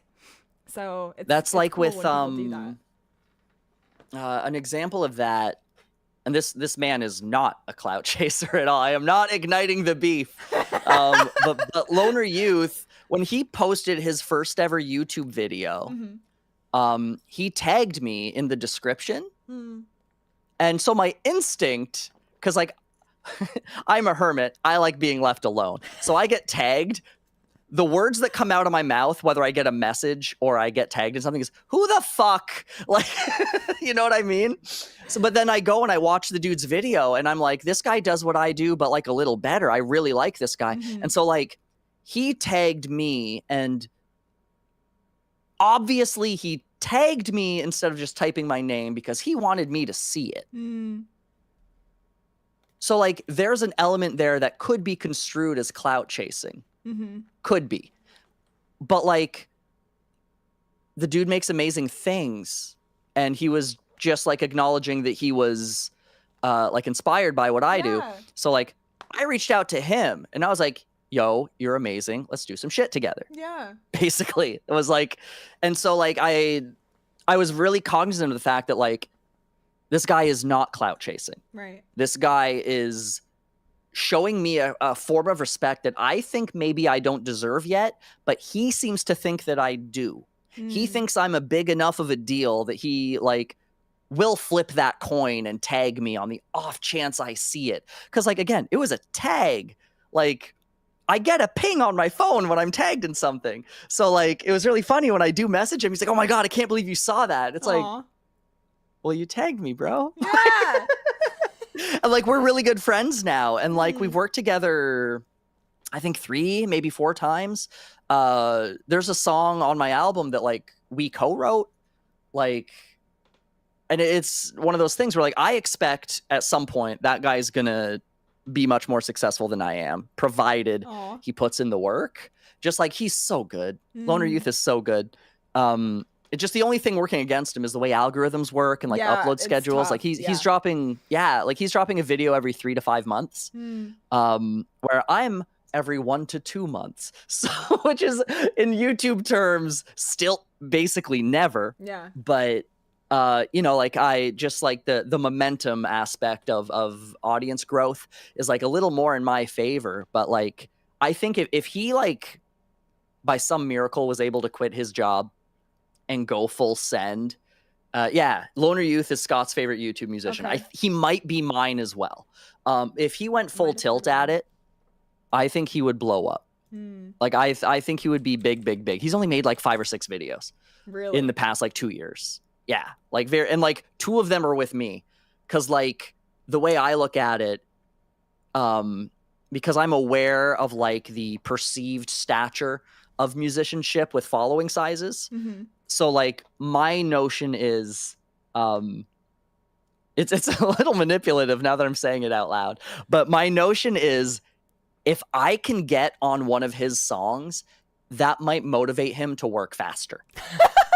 Because then if he's That makes slow, sense, though. right? Like, because Yeah. now he's not just dragging his ass, he's dragging my ass. And like, don't chafe me. We're supposed to be friends. Like, That's the fake beef. yeah, that That's is the the fake, fake is me beef. manipulating Yeah. him. Yeah. But it's like, it's not even like, I love working with him. Like, that's not a Yeah. question, but like, it's not even that necessarily I think I should be on his songs. But it's like, I know that when I am, they happen faster. And I want more of his songs. So I'm willing to spend my time that maybe I should be working on my own shit, working on his shit. Because I believe in his shit like a little more than I believe in my shit. So like, I'm sure that It's- means it- a but lot it's a to him, though, you know? oh, it probably does. Yeah. But like it like, it's just a way that I can like sort of like leverage my following to help get him a following the same way that John and Anthony have done for me. Like I think Anthony Vince and I have done like 4 or 5 songs together. Like, and he just lets me do my thing. That's cool. Like he's done videos since, but the most recent one we did together was Holla Bat Girl in the style of Bring Me the Horizon. And it was literally like, do you want to do this? Yeah. Give me 2 weeks. And so I just present the thing the way it is. And he goes, yeah, sounds good. And then he does his thing on it. But like, some people would hear that and be like, whoa, I thought it would be like way more collaborative. It's like, no, that dude understands me. Yeah. I'm an egomaniac. I need full control. Like and the fact that he's gracious enough to give me that, you know what I mean? Like, this dude's got 2 million or 4 million like YouTube subscribers, and he's willing to let my D-list ass completely dictate the sound and look of his video. Like, that's the biggest vouch and like the kindest thing for me that I think someone could do. Like, can you imagine? Like imagine if Disney actually let the Marvel directors make the movies they want to make. They would make some really good movies. Right? They would make and really like, good but they movies. don't. Like they don't, because they're like, oh, we're Disney. We need to shoehorn all this bullshit in. And like, Anthony Vincent is the Disney of like genre bending cover artists. He's the big dog. He's the guy you don't fuck with. And he literally just like says, do your thing. You can use my platform to do it, and I'll be there with you. Like, Wow. it's so cool and so kind. I love that dude. I love hearing that, and I love hearing stories like that too, because we need more people. No one talks about it. We need more people like that, you know? Like, Yeah, 100%. it kind of goes into something that I was thinking earlier in this stream, where in the creative world, there's that scarcity mindset. And as soon as we drop that scarcity mindset, provided we still have like the healthy boundaries and everything. Right. Like, Right. you know, but like as soon as you drop that, like, I think there could be some really special friendships that could happen as well. Absolutely. Like, Absolutely. success Because could be like, for everybody. You just got to work at it, you know? And there's that notion that like within certain spaces on YouTube, there's that competitive mindset where as a smaller YouTuber, you aspire to reach someone's level, but you're never thinking about overtaking them. Right. You know what I mean? Where the people being whose level is slowly being approached, those people often start to feel threatened. And you get situations where 2 creators in a similar niche who, for all intents and purposes, should get along and should create magical shit together, like, don't talk because one of them feels threatened. You know what I mean? Yeah. Like, and that's exactly what you're saying. Like, there's the scarcity mindset. Like, for some reason, they think one person can't listen to 2 songs. Right.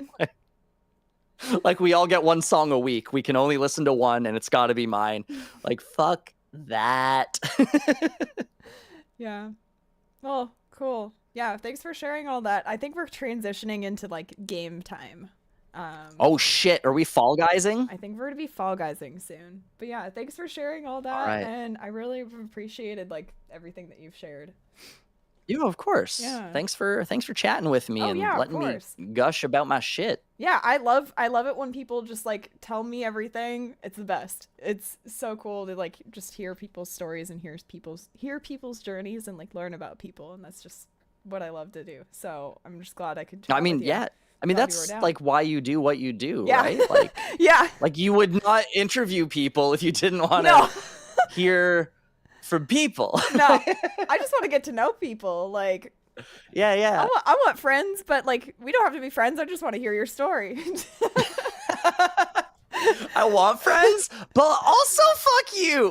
No, I know what you mean. No, like that's the people pleaser in me. It's like, it's okay, it's fine. We don't have to be friends, but can we be friends? Yeah. Oh my god, I went on a big people pleasing rant earlier today. It's so funny you bring that up. Yeah. Oh man. Well, I mean, Because like yeah. I had those tendencies growing up. My wife has them. Like so many people in my life are people pleasers, and it's like once you lock in on it and recognize what things you do are actually just like, please love me. Yeah. Well, okay, and then we're all like little emo kids here in this community. I'm assuming. Yeah. So like, there's that.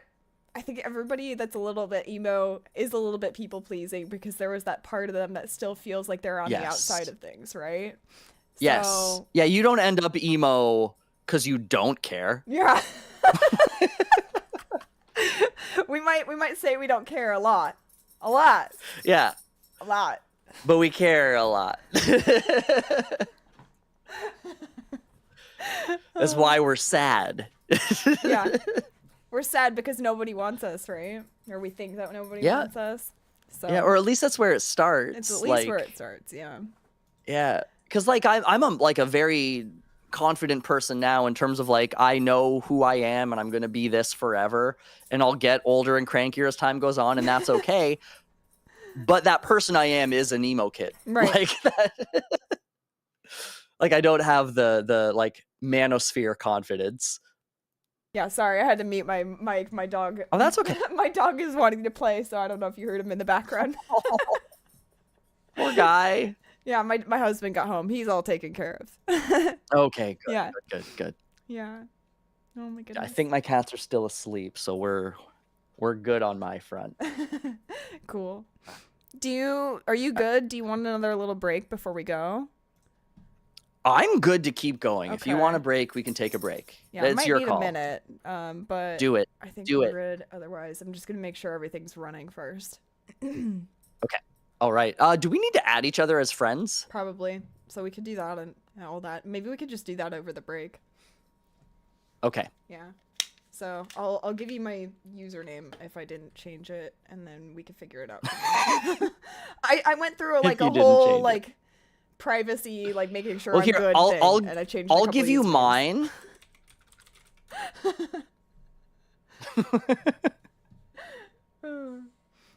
Like at end of the year, I always do like a little lockdown, and I make sure I'm all good still. I don't know about you. Oh wow. I have no reservations about my privacy. I am reckless. Yeah. Well, I mean, that could be like a girl. I'm a lady. that could probably just be it. Right. That it changes a lot. Yeah. It changes a lot. And you're in America. Yeah. Yeah, and I'm in That also America. does change things. Yeah. So, How do I leave? Oh, there we go. yeah, there you go. Oh wait, I didn't add you on Steam. My bad. Or not Steam. Epic. Epic. It's Epic. It's not Steam. I opened Steam like 3 times. That's so funny. I'm only on Steam. All- The only thing I play on Steam Yeah, or on I Epic is had to Fortnite once in a while. download. I had to download the Epic Games launcher, and then it wouldn't work. It was like a whole thing. I was like troubleshooting for like an hour, just getting. User is not accepting friend requests. Uh-oh, am I accepting friend requests? It could be me. Damn, you do lock your shit down. Yeah, I want to make sure I'm good. So I'll add you. That's Okay. the answer. That works. That works. No, that's fine. I just damn, that is like, even Epic Games Yeah, I didn't Dude, even realize I someone did that. I hacked- do that and then I forget. So that's Someone hacked my Epic Games account. really? I have so many friends on here, and I know one of them. Awesome. Okay, I need to exit the game because it's not. Yes, I you can't gotta do it in the Epic launcher. I've been able to do it not in the Epic launcher though. So Oh, I don't know computers. It's okay. I don't understand any of it. it's fine.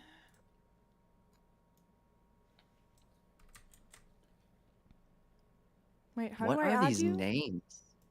So you go. Oh, I found it. I on found the- it. Not real question. The dudes. The dudes. Denver Football, Cherry Night Night, Guarded Leader 13. I've got You Bro 1. Jason Turnbull 88. Are you 36 years old or are you a Nazi? I don't know these people, so I can't say. Oh my goodness. This is crazy. All right, so we are friends. Yep. Okay, we And got you are that. on, so how okay, so we do that and we go here and we launch it. And then we just join the party. But I'm gonna take our little break now. Yes, no, I think absolutely. we're all good. And yeah, And then we'll play Fall Guys. we'll play Fall Guys. Wow, brain I'm excited. rot. I've never played this before. You haven't? No, never. Oh, okay. That's gonna be interesting. I haven't played since 2021. I think. Amazing. Yeah, but I'm still really new to gaming, so I'm not good at games. So Yeah, I stopped playing games in the mid 90s, which is why when you're like, what games do you play? I'm like, Donkey Kong Country Yeah. on the Super Nintendo. yeah, and but most of the games that I had on the list, I think they were free or like under $10 or something Yeah. like that. Like Yeah. I'm not gonna have you like play Elden Ring multiplayer that 1 hour or something, and we do this Oh one boss. god, And I that just that throw would you be right in. horrific. Yeah. Todd, the main goal is to grab people and drag them off the platform with you. Oh, that sounds horrible. That's so mean. Okay, thank you, Scott. It's to race and to win. There's like other games too, like obstacle courses and stuff. Okay. Yeah. So But either way, we're probably dragging people. you I can imagine. drag people. Most people drag people. Yeah. Awesome. All right. Cool. Break time before I talk for another hour. Okay. All right. See ya. See ya.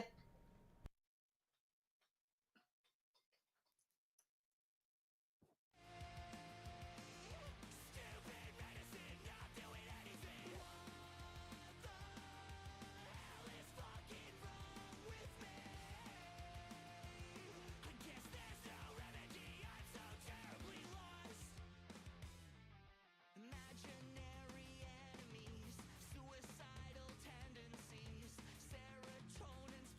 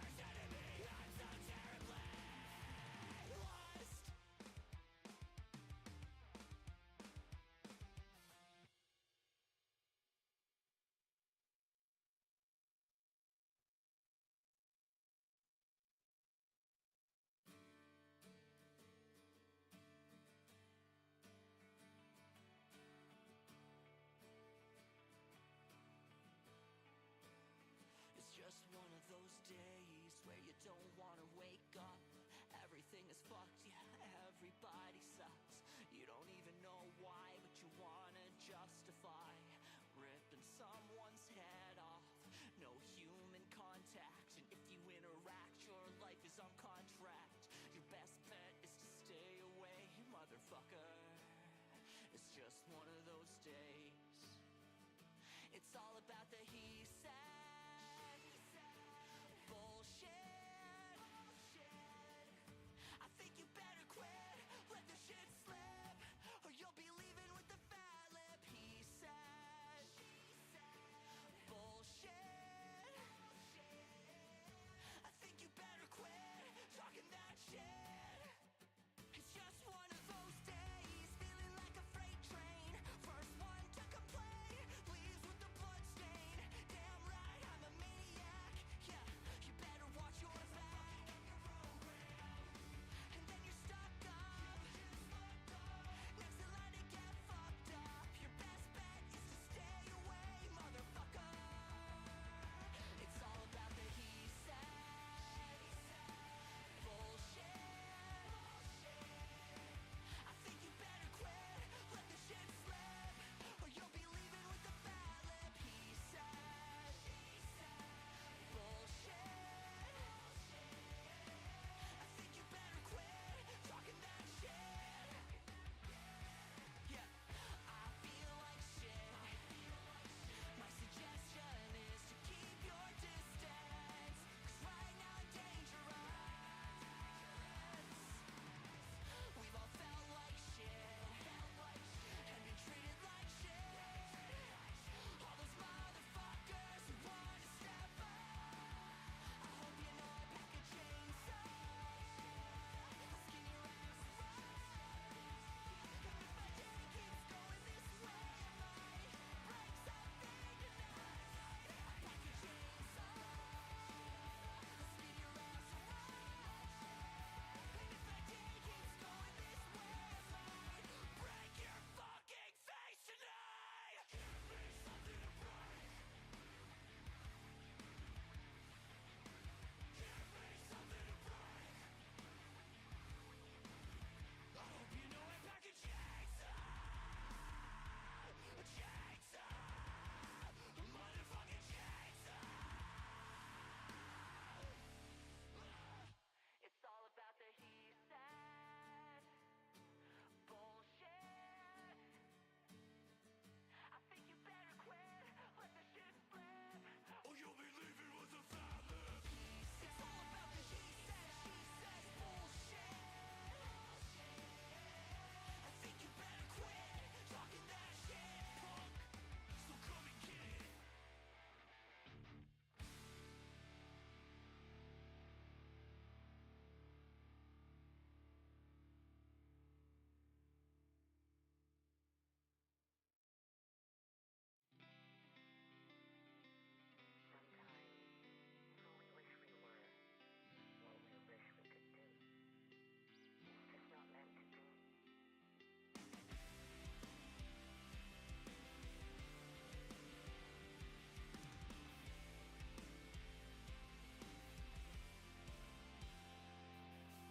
I've been staring at the edge of the water long as I can remember, never really knowing why. I wish I could be the perfect daughter, but I come back to the water no matter how hard I try. Every turn I take, every trail I track, every path I make, every road leads Two.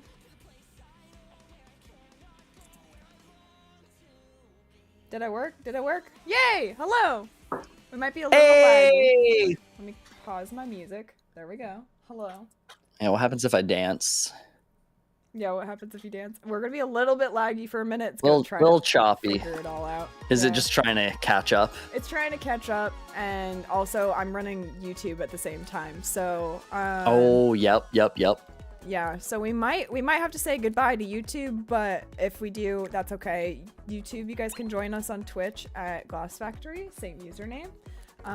That way we can save a little bandwidth, and I can make sure that everybody has a good experience. So It's very considerate of you. let's see, options, audio. I'm gonna turn the master volume down on my end, or at least music down on my end. Slaps though. It does. But I also don't need a boom, boom, boom really loud. Yeah, that's true. That's true. Yeah. All right. And also, you've got both ears in. I got both. I've just ears got the in, one yeah. ear. Yeah. All right, we're good there. And then I don't know which game mode that we should do. Also, it looks like it's mostly catching up. Let me check. Let me double Wait, check. how do I say I'm ready? Why does it say I'm not ready? You press play. But I don't know which game mode that we're doing. Oh, these are all the game modes. Classic. Let's just do duos. Okay. Oh, There we go. there we go. Okay, and then. Oh! Yeah. I was in a menu. Oh. That's fun. I was looking at this stream and it's like, why is it saying I'm not ready? I'm not doing nothing. Oh my goodness. Oh, I'm gonna change my game mode to Fall Guys. Let's do that. Connecting to server. All right, yeah, I think I'm gonna say goodbye to YouTube. So YouTube, if you guys want to join us, we are gonna be going and playing Fall Guys. So yeah, thanks for joining us, YouTube. Be sure to catch the full VOD if you guys want the full VOD on Twitch. The interview VOD will be on Twitch and YouTube. So hello, thank you guys. Thanks for hanging out. Yeah. Ta-ra! Bye guys. Fuck this beat though. Yeah. And my camera's is that my end? Is it because I have